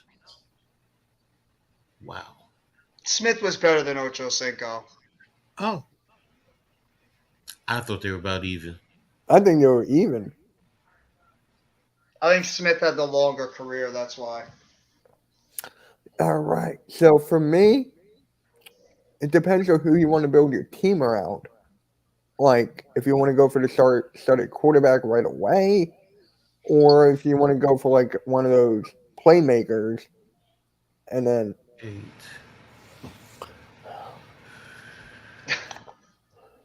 Yeah. all right, I got mine. What is it? Hold on, just want to make sure the math is right. Oh, by the way, Earl, another WWE executive was fired today. Another one. Yep. I just saw it on Wrestling News, and apparently the WWE could have the Young Bucks and Kenny Omega in their company in the next couple of months. Oh boy. Yeah, Oh I'll boy. send you the articles in the private chat, Earl, for you to read. Oh, it's He was terminated for an HR violation. So There you go. Just put it in the private section for you, Earl. all right. Thank you, Jeffrey. I appreciate that. And I'll put the other one too. The how one is with Kenny Heath Omega. Miller $2? There you go, Earl, for you to read. Thank you very much. Todd Heath's $1. Oh, Yeah. I'm sorry. You said Heath Miller. Heath Miller. Heath Miller's $2. Yeah, they were two different types of wide receivers. Yo, this is hard because when you get to the receivers, because yeah, you're right about the what is it? 6, Doug Baldwin was really good too. 9 and 4 is 13. I could do it, but man, I would take off. Hold on, Oh, hold it's tough. on. All right. 8. Hold on. I would take off Doug Baldwin. I would put Reggie Wayne on there. 3. Reggie Wayne would be worth more than that, more than $1. Yeah, Reggie Wayne will be like where Steve Smith is I would even think about maybe putting him at 4. instead of Fitzgerald. Oh, No, if Reggie Wayne was that good. he was good. yeah, he was good. Andre Johnson, I think, would be floating around at 4 too. So And The Bolden was easiest thing to do, to be honest with you, is just take the $3 column all the way down.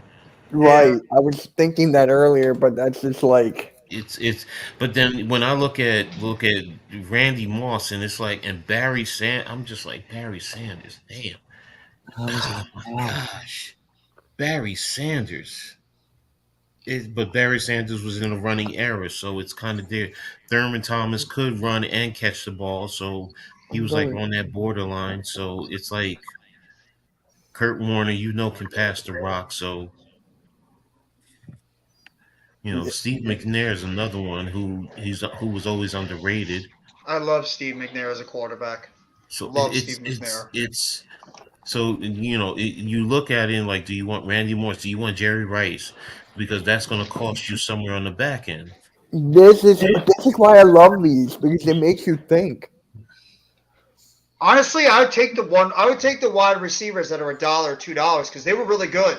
Even like when even they're not like top 5, even though they're not like Hall of Famers, they're still really good.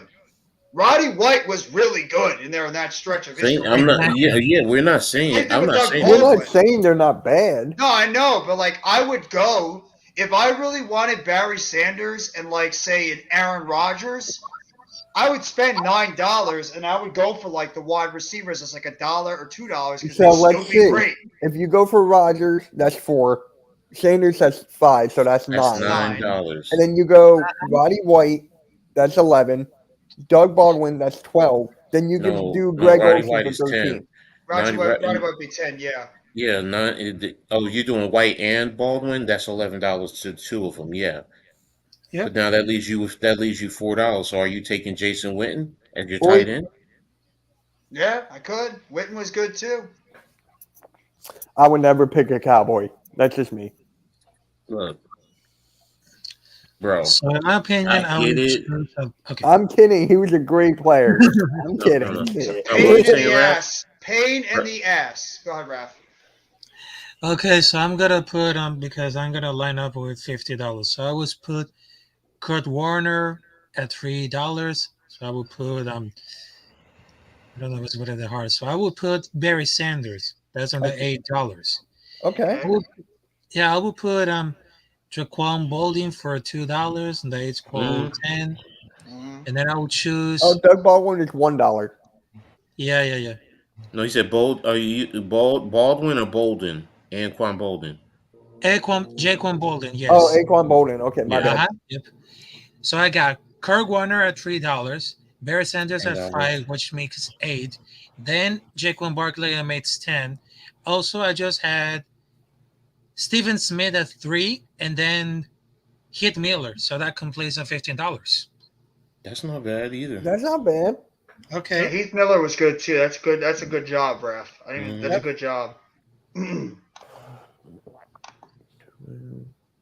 whole thing is because I look at Rice and Moss, and it's just like, damn. Well, if I want them, I gotta sell cheap, and it starts with the quarterback. Yeah. Right. I could do McNair. I do not want Flacco. There's no way I want Flacco's Flacco. out of it for me. But coach, this is where I go with the wide receivers. Is Andre Johnson and Steve Smith that much of a downgrade from Randy Moss and Jerry Rice? Like, is that severe of a downgrade? Yes. Yes. I don't want to say downgrade, but they're a step lower. Yes. Rice and Moss in their primes, yo, bro, seriously. Jerry Rice, he was just that. He was it. No, he was. He was it. He would catch it. I mean, he could run away from receivers. He was physical. He could still even block for you. 11. Randy Moss was just an athletic freak. I mean, he could go up over the top. His top end speed. All right, I got mine. Okay. Steve McNair, Adrian Peterson, Okay. Jerry Rice. So, Jerry Rice, that's 11. Mm-hmm. And then Chad Ochocinco, Chad Johnson, whatever you want to call him. Mm-hmm. And then Heath Miller. 2, 4, 6. You said Adrian Peterson is 10. That's 15. Yeah, it's 15. There you go. Got mine. Darknet says he'd take Warner, Moss, Rice, Sproles, and Heath. That's not He's got bad. 3 with Warner. You got Moss and Rice. That is creative. Yeah. Yeah, you can easily do that. Like, look, McNair, Rice, so that's 7. And then Moss again. Yep. It's 12. That's 12. No, I get you. And then you can throw in like another wide receiver if you wanted. Oh wait, I didn't even put a running back here. No, so you got. Then you have Yes, to put it in was. Frank Gore and Heath Miller Yeah.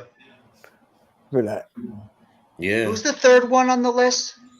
Where? Oh, Thurman Thomas on the running backs. Thurman Thomas. That's what. Yeah. That's why to me, Thomas is like he's that because he not only could he run the rock, but he could Mhm. catch it. Yeah. So it's like out of all of these guys, he's the best receiver out of the backfield because I also look at today's game. So it's like that's why I said with Barry Sanders, Barry was pretty much the running. I mean, I'm not saying he couldn't catch, but back in the day, it was all about running. So if you're building your offense about around the running back, then it's about Barry Sanders. But if you're trying to be balanced, I got to go Thurman Thomas as a running back because of the pass and the run. Yeah. And that's You know why what? it's like I'm I'm going loving this. I'm going to do it because I love this guy, and when I watched him play, I'm taking Steve McNair. That's taking what I did. McNair. I am taking Steve McNair as my quarterback because I That's think what I Steve did. McNair was, like you just said, Coach, and why you picked him, Mitch, I think he was horrendously criminally underrated. He was a much better quarterback than he gets the respect he deserves. He was really, really good in his prime. R.I.P. to Steve McNair. So what's your team looking like then? So I'm taking McNair as my quarterback. Coach warmed me up. I'm taking Thurman Thomas. That's 5. That's 5, yes. I'm taking Larry Fitzgerald because to me, when he was in his prime, you could argue he was close to the level of Randy Moss. Larry Fitzgerald was a beast of a wide receiver. Beast. And he could do something that Randy Moss couldn't do. Block. He could that's block 9. like nobody could. So that's I'm 9. gonna take I got him. I'm taking Marvin Harrison too. Because Marvin Harrison was absolutely phenomenal too. I'm taking the 4 wide receivers. So that's 13. And now I'm going to take Heath Miller. That's my tight end. That's So 15. no 5s. Okay. No, I think the quarterbacks are not. I think that McNair and Warner are not that monster of a downgrade from Tom Brady. No, I was talking about the wide receivers. No, I don't think Marvin Harrison and Larry Fitzgerald are a major downgrade from Jerry Rice and Randy Moss. Are they better? No. But do I think that they're that much worse? Absolutely not. Absolutely not. Go watch their careers too. Marvin Harrison was one of the most terrific wide receivers in terms of his ability to create separation in the open field and be able to beat defenders on the outside. And do not forget how good Larry Fitzgerald was. This dude was a physical monster at 6'3". Just like how good Jerry Rice was, Fitzgerald had everything as a wide receiver. Everything he wanted. He was great at getting 2 feet down by the sideline. Exactly. He really was great at that sideline catching. Yeah. So I could argue he's my favorite all-time wide receiver I've ever seen play. Larry Fitzgerald was that good as a player. And same thing with Marvin Harrison. And then obviously I think Keith Miller was very underrated as a tight end for the Pittsburgh Steelers. That's why I had Keith Miller too. So Coach, during the 2000s. who's your 5? What's your starting 5? Or your lineup with the 15? Yeah, I'm with McNair and Thurman Thomas. Okay, that's fine. I have to take right now. I'm looking at Andre Thomas. So Andre Johnson? 8. Andre Johnson. Sorry. Yeah, he was great that's too. 8.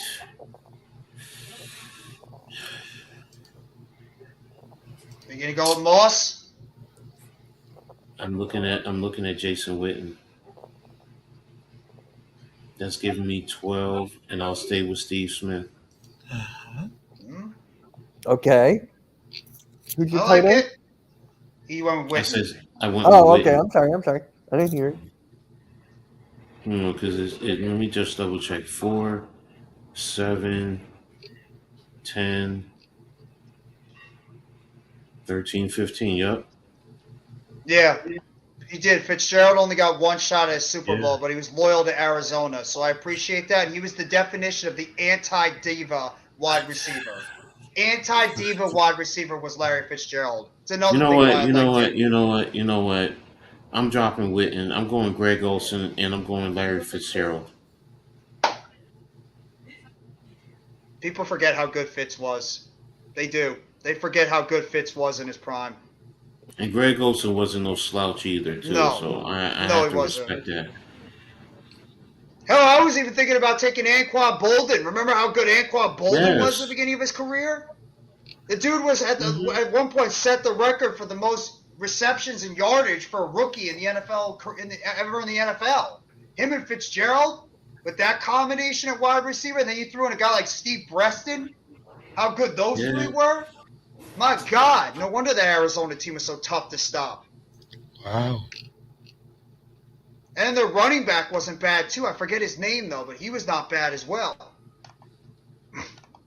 I mean, but yeah, Fitzgerald was one of the best. I would say Fitzgerald is top 3 all time in wide receivers. I would go that far and say he's top 3. You could for me, it's Jerry Rice. I would put Fitzgerald, and you could flip flop between Randy Moss or Terrell Owens. One of those two. I think Fitzgerald is absolutely a top 3 wide receiver of all time. That's just how I feel. I think he's that good of a receiver and that complete of a wide receiver, because it's not just about what he did in terms of catching the ball, touchdowns, and everything. He was an all-around terrific receiver, all around. Mm-hmm. For years he was great. That's why I have to throw him up there as a top 3. Mitch, send me this into my Twitter, please. Okay, I'll do it right now. I like this. This is fun. I think the quarterback one is not that big of a drop-off. I know Brady and Rodgers are great, but yeah, I'm surprised Calvin Johnson wasn't there too.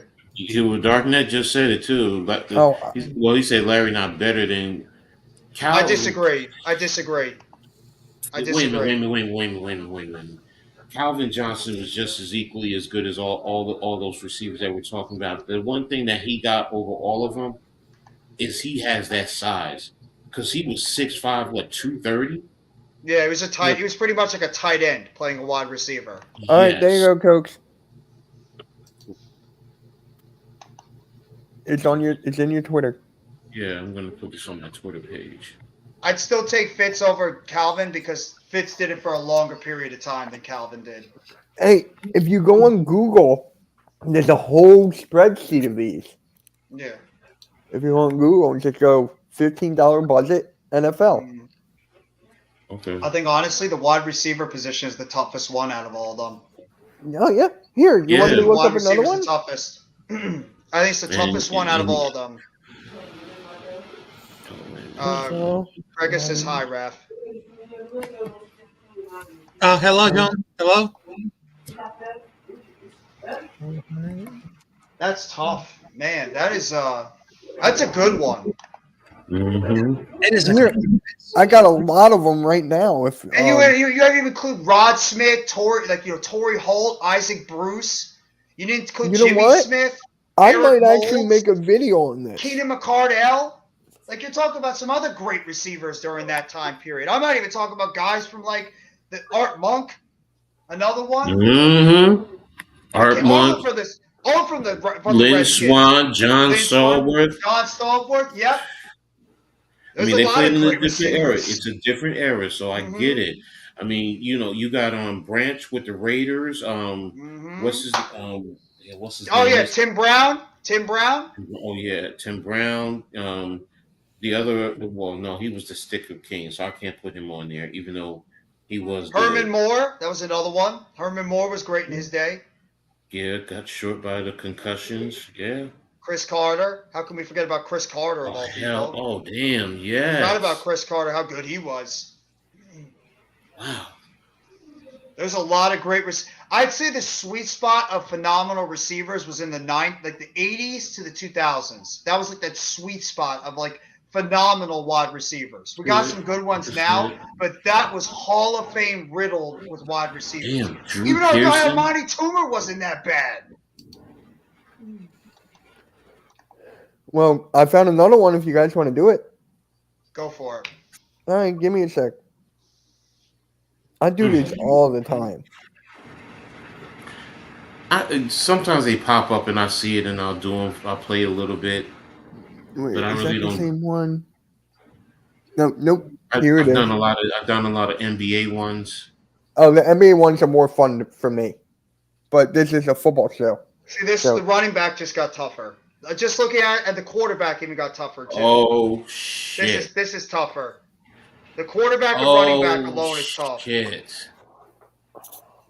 And wide receiver. This is tough. And tight end. Damn, you got Witten down at the dollars now.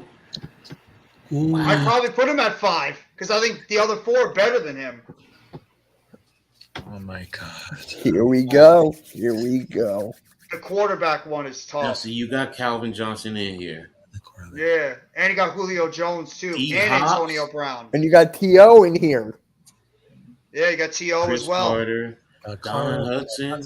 They got See, a Johnson. lot of guys, and the younger You guys, are want me really to not going to understand. wait, Jeff? Is the size of it good? Can you put in a little bit bigger, not too much? A little smaller. Yeah, that's fine. Perfect. There Thank we you. go. Yep. Oh, this one's tougher. This one is Come on, tougher. guys. Because right now, the running back is Yeah. killing me. Because you got the 3 greatest running backs of all time in my eyes. Sorry. Now, Emmitt Coach, I Smith. always wanted to ask you this. If Ernie Davis did not have cancer, if he did not pass away, would he be on this list? He had the potential to, yes. Okay. It's hard for me. It's hard for me to because it's hard for me to put him in there because I really don't know. I mean, like right now, I'm debating Walter Payton, Sweetness, Jim Brown, Yeah. Barry Sanders, and then and I have to even respect the quarterbacks. It's like, Steve You know Largent was what? great too. oh You my know what I'm doing? gosh. I'm going 3 down. I'm doing all 3. Give me Manning, Peyton, Owens, Jones, Gates. Yes, I mean, I can't argue with Antonio that. Gates was great too. I mean, Antonio Gates was great. Just in give his me the prime. 3s down. That's all I need. I'm done. Oh god, this is tough. But I'm going to come up with another one. I want to make it difficult. I mean, Joe Montana. How could I not want to pick Joe Montana? That's The what most I'm winning saying. quarterback in the NFL history. Look, And then- Jim Brown. No disrespect, Jim Brown could dominate in this era, And he was a fullback too. They could Yeah. exactly. They considered him a fullback, Mm-hmm. and it's a different era. But the point is, his game transition. I mean, he's Mhm. legitimate 6'2", 230, 235 pounds, Mm-hmm. great speed, very athletic. I mean, it's hard. And the thing about Jim Brown, same with Barry Sanders. Jim Brown cut his career short. He could have easily played another 5-6 years and still put up those numbers. Okay. So All right, I got another one. Joe Montana, Jerry Rice, Walter Payton, Julio Jones, Jason Witten. That's not bad. I do these all the time.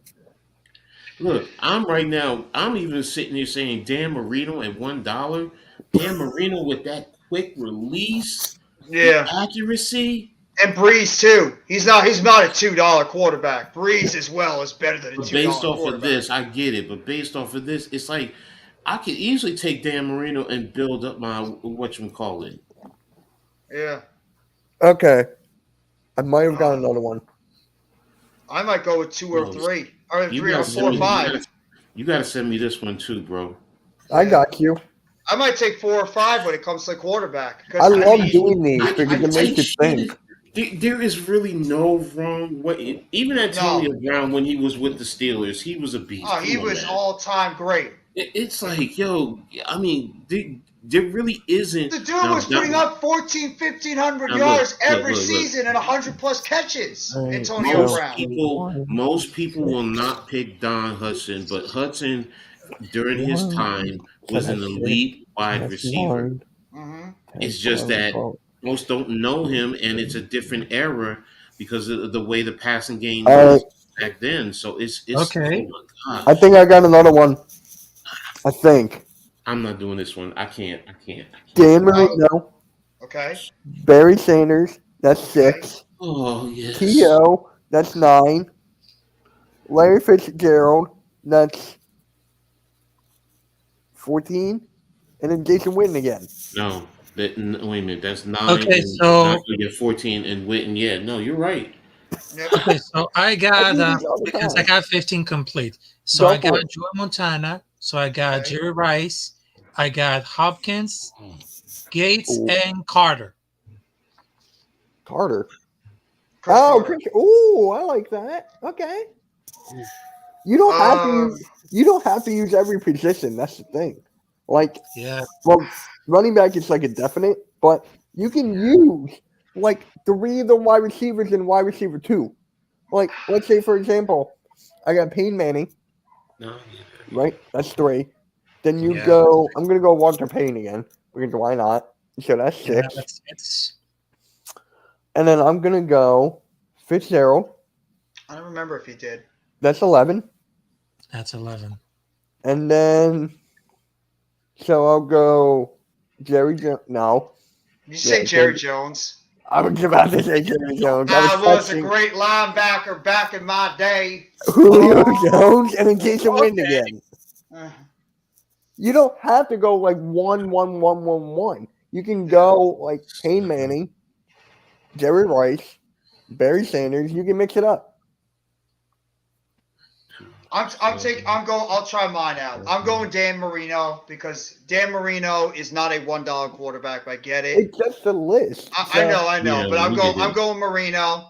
I'm taking Sweetness because, I mean, Sweetness was just, I mean, there's nothing to talk about how good He could even pass Walter the damn Payton rock. was. He could even Yeah. pass the damn rock. So Yeah, yeah. well, Walter Payton was just like a freak athlete. I have to take Sweetness. As much as I like Jim Brown and I mean Barry Sanders, I mean, come on. But I'm taking Marino, and then I'm taking Payton. That's 4. I'm Okay. gonna take Randy Moss. That's 9. Yeah, that's I'm not. gonna take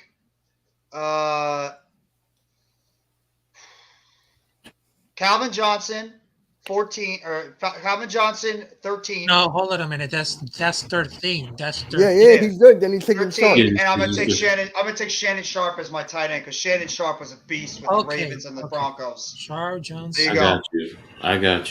got you one. Oh, Wait, Jeff Hardy spared jail? Oh my God. wait. I got you. Here we go. I got Go for it. Marino. I got Marino, Brown, Chris Okay. Carter, D Hop, Tony Gonzalez. That's pretty good too. That's a good one. All right, Coach, let Now- me send this to you before I forget. Wait, is Gonzalez a bigger? Is he that much better than Just all give those me a other sec. I'll guys? bring him back Would you up say he's after I that do much it. better than like Gronk? And Yes, he's better than Gates? Gronk.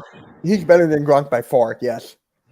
Are you saying by far? I don't know by far. No, I'm not gonna say by far, but based on the way things are, yes, Gronk may be a little bit better in the blocking game, but in the receiving game, route running, athleticism, deep speed, yeah, Gonzalez and All right, Gonzalez. there Don't you go, forget, Coach. I Gonzalez sent it to was you. thanks.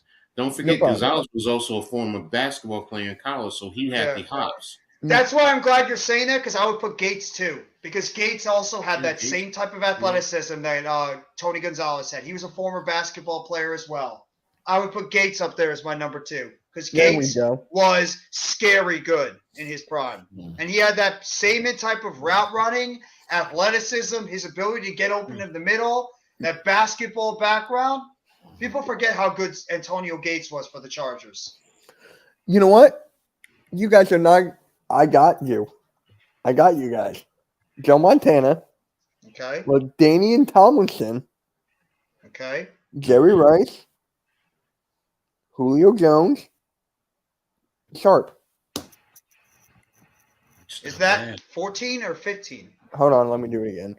Montana's 4, Tomlinson's 5, Jerry Rice is 10, Julio Jones is 13, Shannon Sharp is 15. Okay, you're right. So that is not bad. You got it. I didn't even. That's a good. I just that's did not a bad 5 in a team. matter of minutes. Yeah. I mean, you can't go wrong no matter what team you pick on here. They're all going to be great. There's It's really just no wrong Tomlinson. answer. Like, yeah, no one has picked Tomlinson. I'm like, Tomlinson was great too. He was I even love good with the Tomlinson. Jets. He was good with the Jets too. yes. Not a lot of people talk about that. Yes. Yeah. You know what? I got another one. Drew Brees, 2. Okay. Jim Brown, 6. Larry Fitzgerald, 5. So that's 11. Then I got Chris Carter, Antonio Gates. That works too. I'm There's really no wrong answer with this too whole damn entire good at drill. this. There really is no wrong answer with this entire drill at all. I mean, I would honestly, if he was healthy for his entire career, I honestly believe Gale Sayers should be up here too. Yes. Gale Sayers, if he remained healthy throughout his entire career, I don't know how Coach feels about it, but if Gale Sayers stayed healthy, I think he would have been a top 5 all-time running back. His injuries is what stopped him because that guy was a rare breed of talent. Here, I got another one, but he's a little bit of a twist. Another Bear too, by the way. Here's another one, but this one's more of a twist. Okay. Hold on. Give me 1 second. God, I hate presenting screens. It's such a bitch. Look at this. Build your best squad. So it's a little bit of a twist there. 1 quarterback, 2 wide receivers, 1. It's the same positions. Oh, 1 running back and look, 1. you actually got to figure it out. So if you look at, there's one. It's different. There's 4 slots instead of 5. And the players are all mixed up too. Yep. So it makes you have to think on this one. No, the running backs. Just look at the Quarterbacks are vertical in the first column. Running backs are in the second. Wide receivers are in the third. Tight ends are in the fourth.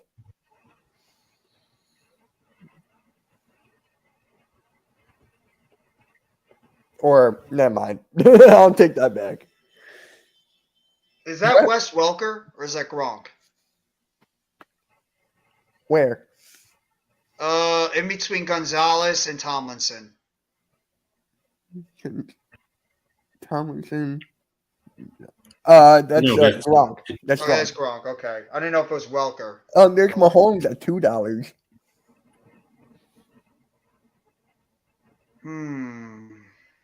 These are Barry Sanders again, Jerry Rice, Randy Moss. They're all the same players. But Brett Favre is right there. Is that who is this next to Fitzgerald in That's Peterson? Marshall Faulk. That is Faulk. I was right. That's Marshall Faulk, yeah. That's another one. Another great dual threat running back. People forget how good Marshall Faulk was with the Rams. All right. So 15. No, that greatest show on turf with the Rams, that offense was not as good without Marshall Faulk. He was the engine of that offense, besides Kurt. With him being able to go up for 2,000 yards, he opened things up for Torrey Holt and Isaac Bruce and Isaiah Hakeem and Ricky Kroll to be able to get open.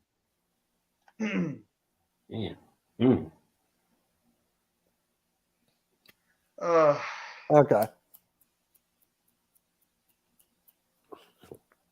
Screw it. I'll give it a try. Peyton Manning is my quarterback. So 3. I'm going to go with my running back. I'm going to take Marshall Faulk. So that's $1. So that's 4. I'm going to go with Larry Fitzgerald as my wide receiver. Well, he's a $1. Never mind. I'm going to go with Jerry Rice as my receiver. Okay. So that's 10. I'm going to go with. You remember, you need 2 wide receivers. Is that Tim Brown after him? That's Tim Brown, right? Yeah. I'm going to take Tim Brown as my other one. So that's 12. Okay. And then my tight end, I'm going to take Tony Gonzalez, 15. Randy's going to pop on in a bit. I'll probably go for another half an hour or so because I want to get something to eat. I had a good lunch. Jeff, you're gonna learn. You better eat as you go. That's what I'm doing right now. That's what I did. No, I know. I usually always wait until after the stream, then I usually eat like crazy. All right. I'm trying to think here. I'm trying to go out of the box. Okay. So if I go there, that's 2. If I go there, that's 7. So I go there. That's 11.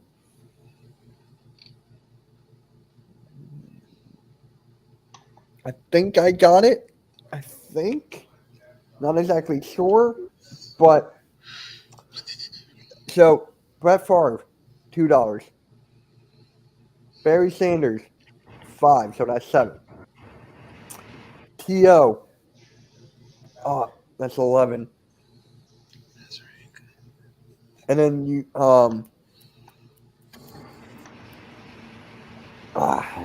see, it got me there. It got me there.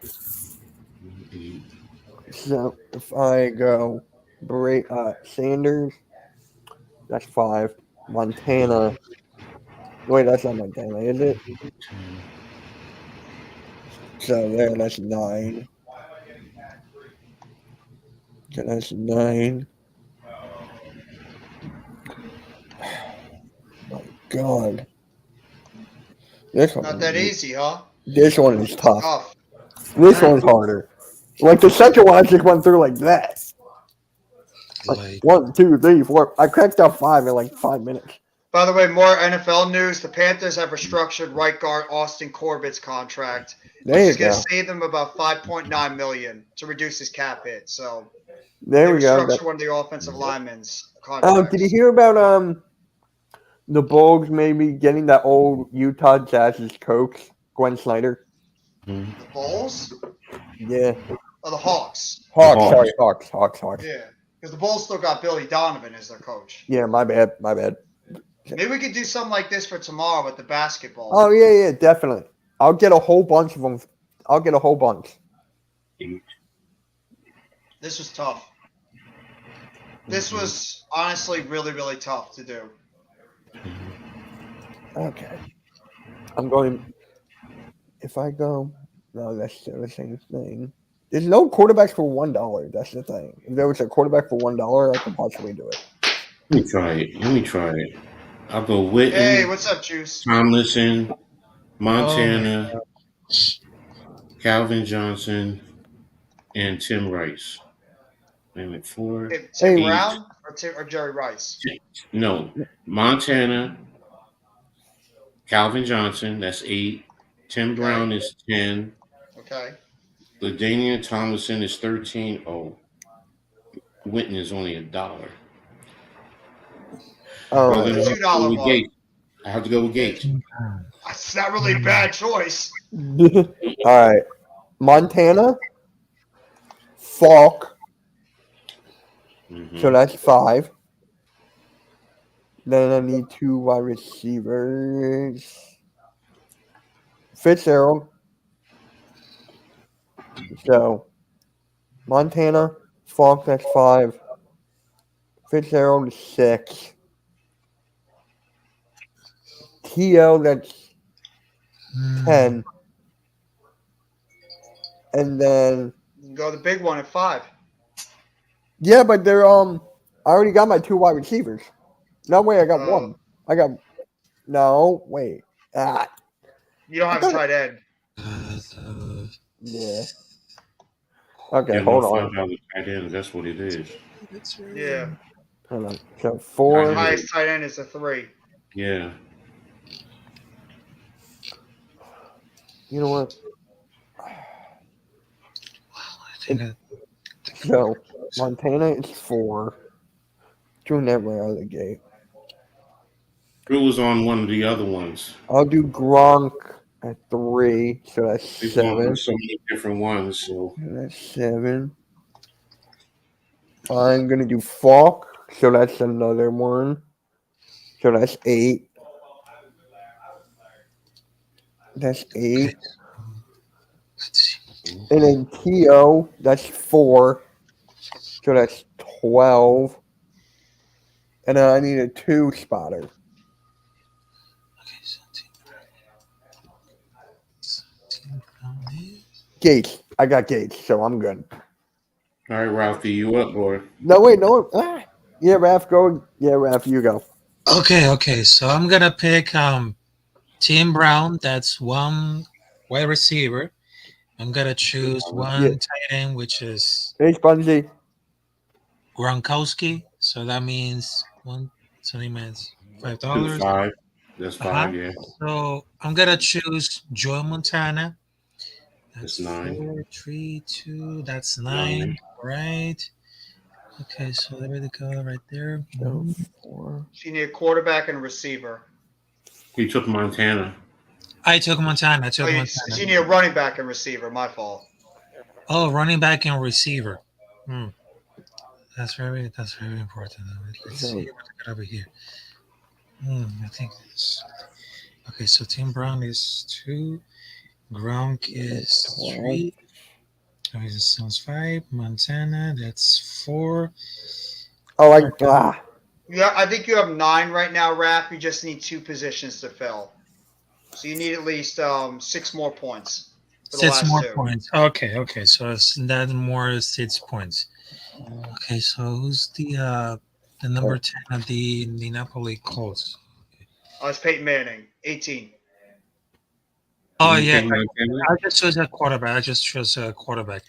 Okay, so let's see. Let's see. 5, 10. Oh, the number 8 from the Rams. Wait, The number 8 from Kansas City. 5, 10. 10. Gonzalez. Wow. I think you have a tight end, right, Raph? You already picked one? Gonzalez. He said 8-8. I just pick Rob. I finally got it. Got it. So I just okay. So I got Murray, Moss, Favre. One running back and another wide receiver. All right. So let's see what I got over here. Okay, so the Chargers 21. The Chargers 21. Chargers 21. That's With right. Damian Tomlinson. Chargers number 20. Ah, Okay, hold on. LaDainian Johnson. No, I don't think it is. I just let's see. Okay, for the okay, let's see because I didn't remember that name. Okay. The Eagles number. Who's gonna wear the Eagles Falk? The Eagles CO. Eagles Faulkner. Oh look, Falcon. Falk. That was that was. So the Vikings 84.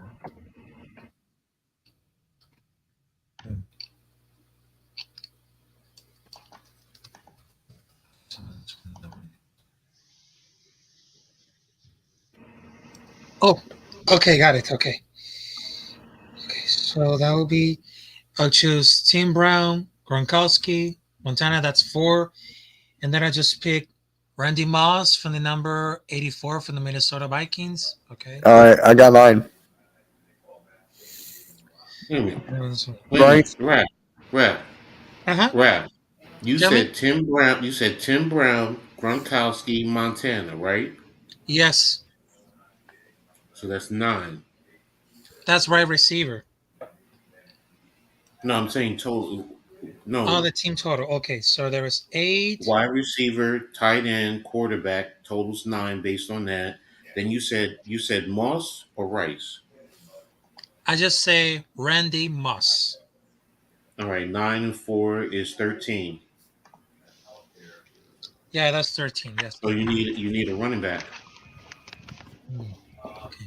The running back. because you have Moss as a receiver, Montana the quarterback, Gronkowski is a tight end, and Tim Brown is a wide receiver. So you need a running back for 2 Tim points. Brown, Rob Gronkowski, Randy Moss, and Joey Montana. That's 4. All right. You need a running back, Who's your running back? and your running back has to be 2 points. Look at the 2-point parameter and see what running back is there. There is none. So you're going to have to rework what you did, Rap. You're going to have to change one of your positions. All right, so this one's mine. I got Moss, Rice, Favre, Gates, Falk. Did you say fuck? No, I said Falk. Oh, I thought you came up with a player we've never heard before. Marshall Falk. Rice Moss is 10. Farvis 2 is 12.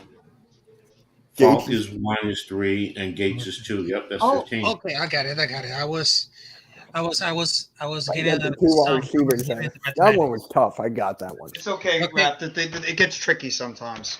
Okay, I'm not gonna get intricate about it. So I just choose Tim Brown, Ron Gronkowski, Joe Montana, Randy Moss, and Adrian Peterson. Is that 15? That's 14. It saved me $1.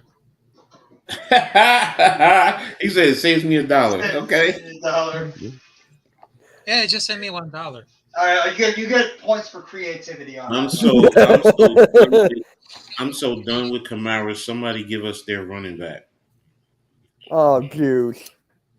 Oh my god. Juice. See, It's okay. None of the Saints players are on this list. It's okay. No, he's Juice, talking you about might Alvin resign. Kamara.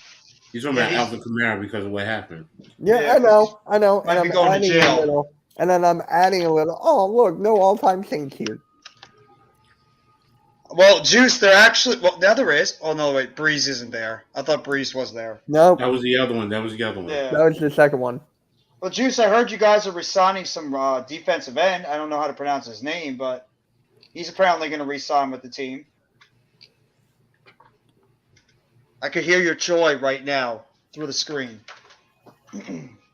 Oh. This was tough.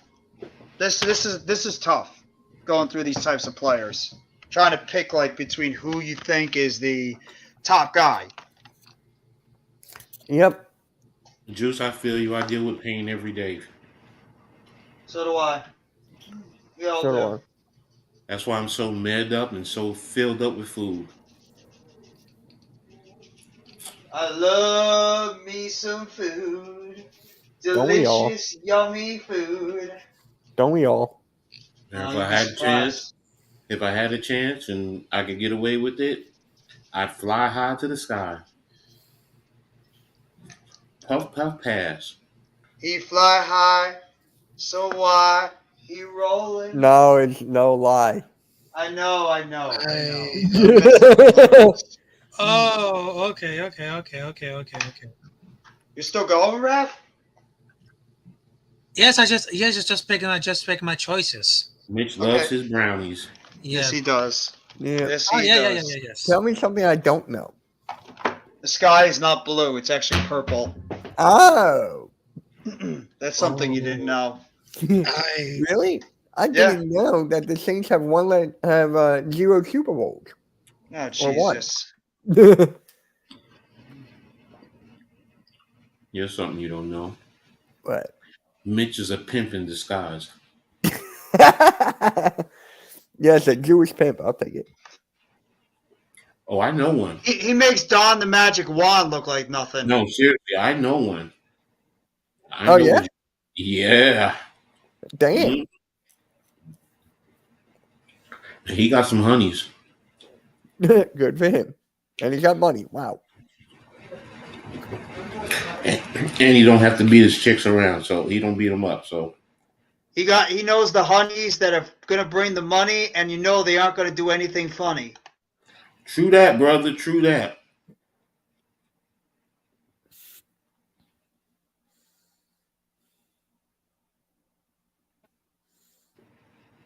Oh, this one is funny. This one is funny, the one I just found. Yo, he rocking Bill Cosby. Hey, what do you say?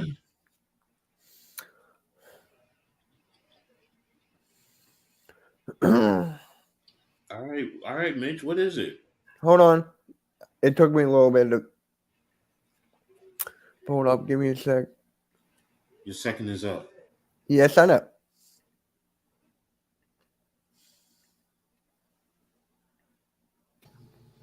It is the budget roster. Today, Junior. Yes, it's right here. It's the budget roster.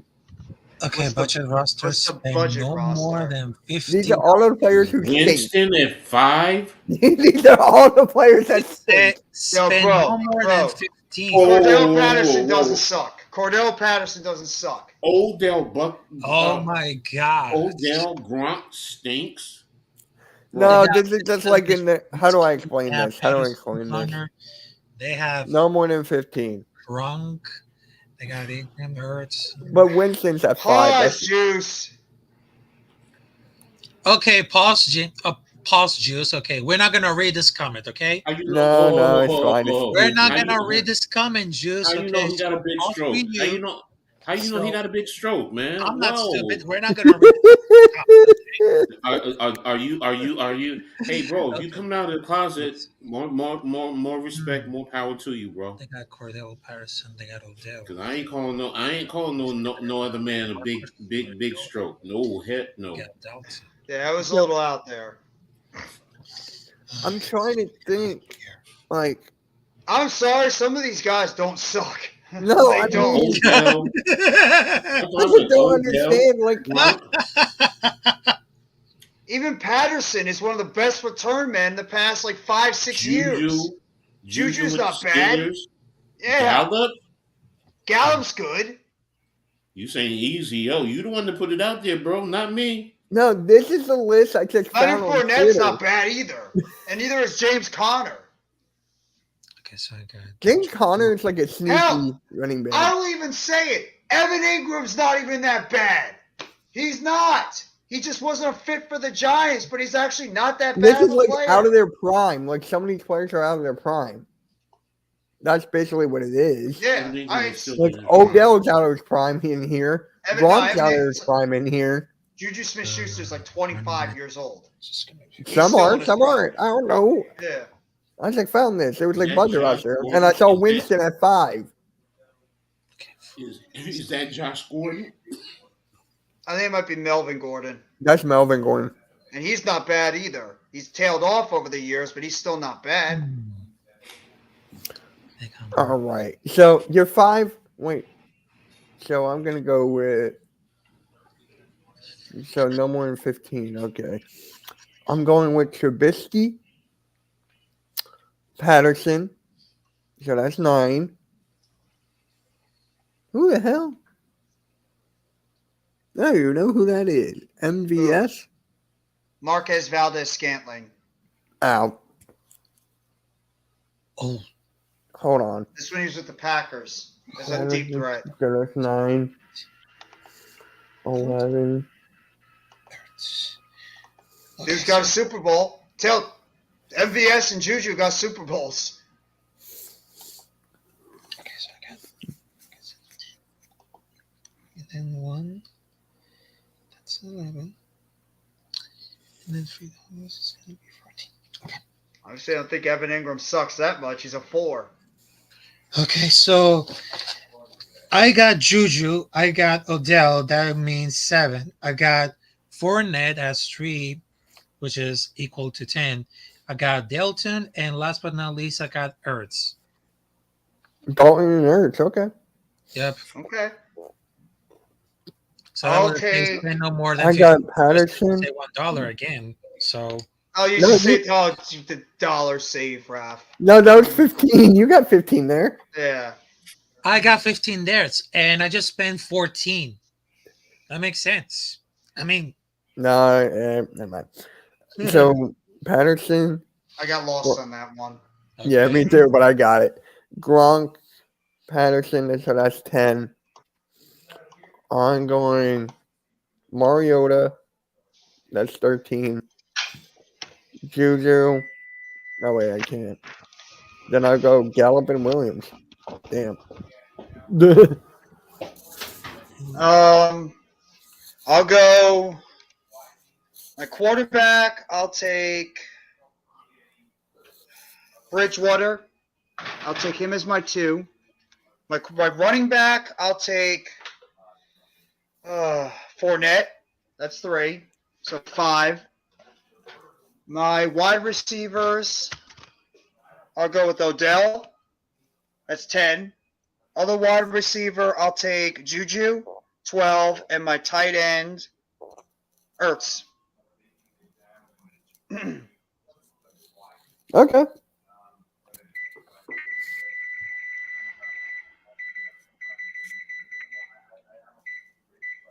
What about it, Coach?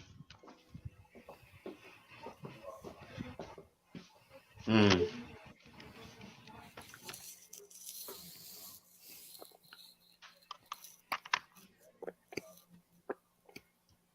Odell, Juju, Ingram.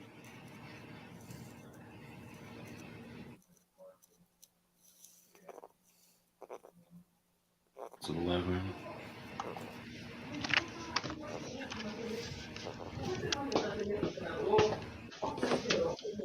Mariota. That's not a bad pick too. And I'm just going to just take Gordon. Melvin Gordon was good in his prime too. I heard the air fryer who's making munchies. Now that was my aide cooking for me. Come on. Yeah. I just threw something in the oven too. She just made me some good fried chicken necks. Mmm. Chicken and nuggets. No, I said chicken necks. Not nuggets, Oh, necks. chicken necks. Going tore up from the flow up. I'm going to try another one. I'm going to go Mariota. I'm going to go To put these away. James Conner. So that's 7. Oh, I'm going to go MVS and Juju. I forgot So, about my. Okay. Mariota and Connor 7, MVS 10, Juju 12, and Ertz. I'll go with Ertz again as my tight end 15. What's up, Rob? How you doing, bro? What's up, Phil? Philly. Yep, we got a live stream in 45 minutes. Yeah, I'll probably. I'm gonna cut it off short soon. No, you're Second. fine. You're fine. I'm still trying to figure it out. I was playing. I got to do some. I want to do another one of those Giants things in a little bit too. So What we'll do this Giants like a thing? little bit. I've been doing like a scouting thing for the past couple of weeks. You know, I just like gotta talking do- about some I players. really gotta have my aide get me over my computer because I gotta do my next set. I didn't Yeah. do anything today. I've been doing it for the past 4 days, so I figured I'll do one more today. I'm doing the wide receivers and the offensive line right now, but I plan on doing the trying to change positions as I go. I'm doing backs today. Doing backs. So I got a couple in my mind who I want to do today. Whoa, Ball's there. Oh, F the pause. Yeah. Coach, I don't know if you saw that kid from Ohio State, the offensive lineman. I think he might be a Center? guy that Which could one? rise. Which The one? offensive The center or lineman, the interior offensive lineman. Wiley or whatever his name is. Yeah, I know you're talking about. He can Luke play center.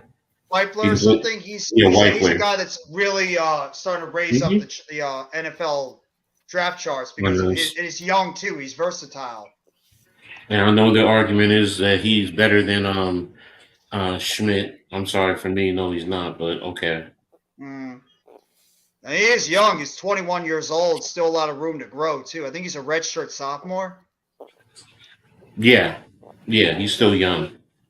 So he's even got more room to grow into his own as a player. So that kid got me extremely intrigued when I heard about that. Mm. Even though I like Schmidt a lot. See, White is okay. The thing that draws me about Schmidt is his nastiness. Yeah. That's the one thing that he has over a lot of these other interior linemen is just his straight nastiness. I like that too. Oh, by the way, the Chiefs promoted quarterbacks coach Matt Nagy to their offensive coordinator. Yeah. So Matt Nagy is going to take over for Eric Bieniemy as the offensive coordinator. Let's just be real; it's Andy Reid's offense. Yeah, basically. Yep. So he was part of the Chiefs anyway before he went to the Bears. So he's getting a second go around underneath Andy Reid as the OC. All right. Interesting. Ha! Okay. When the F did Melvin Gordon join the Chiefs? I'm genuinely confused. What? I said Marquez Valdez Scantling, the wide receiver formerly of the Packers. Number 11, the deep threat.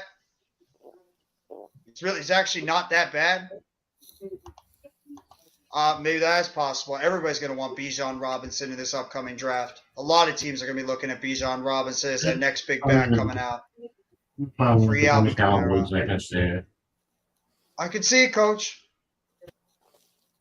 There's even been rumors about us potentially going after him if Saquon doesn't come back. Right.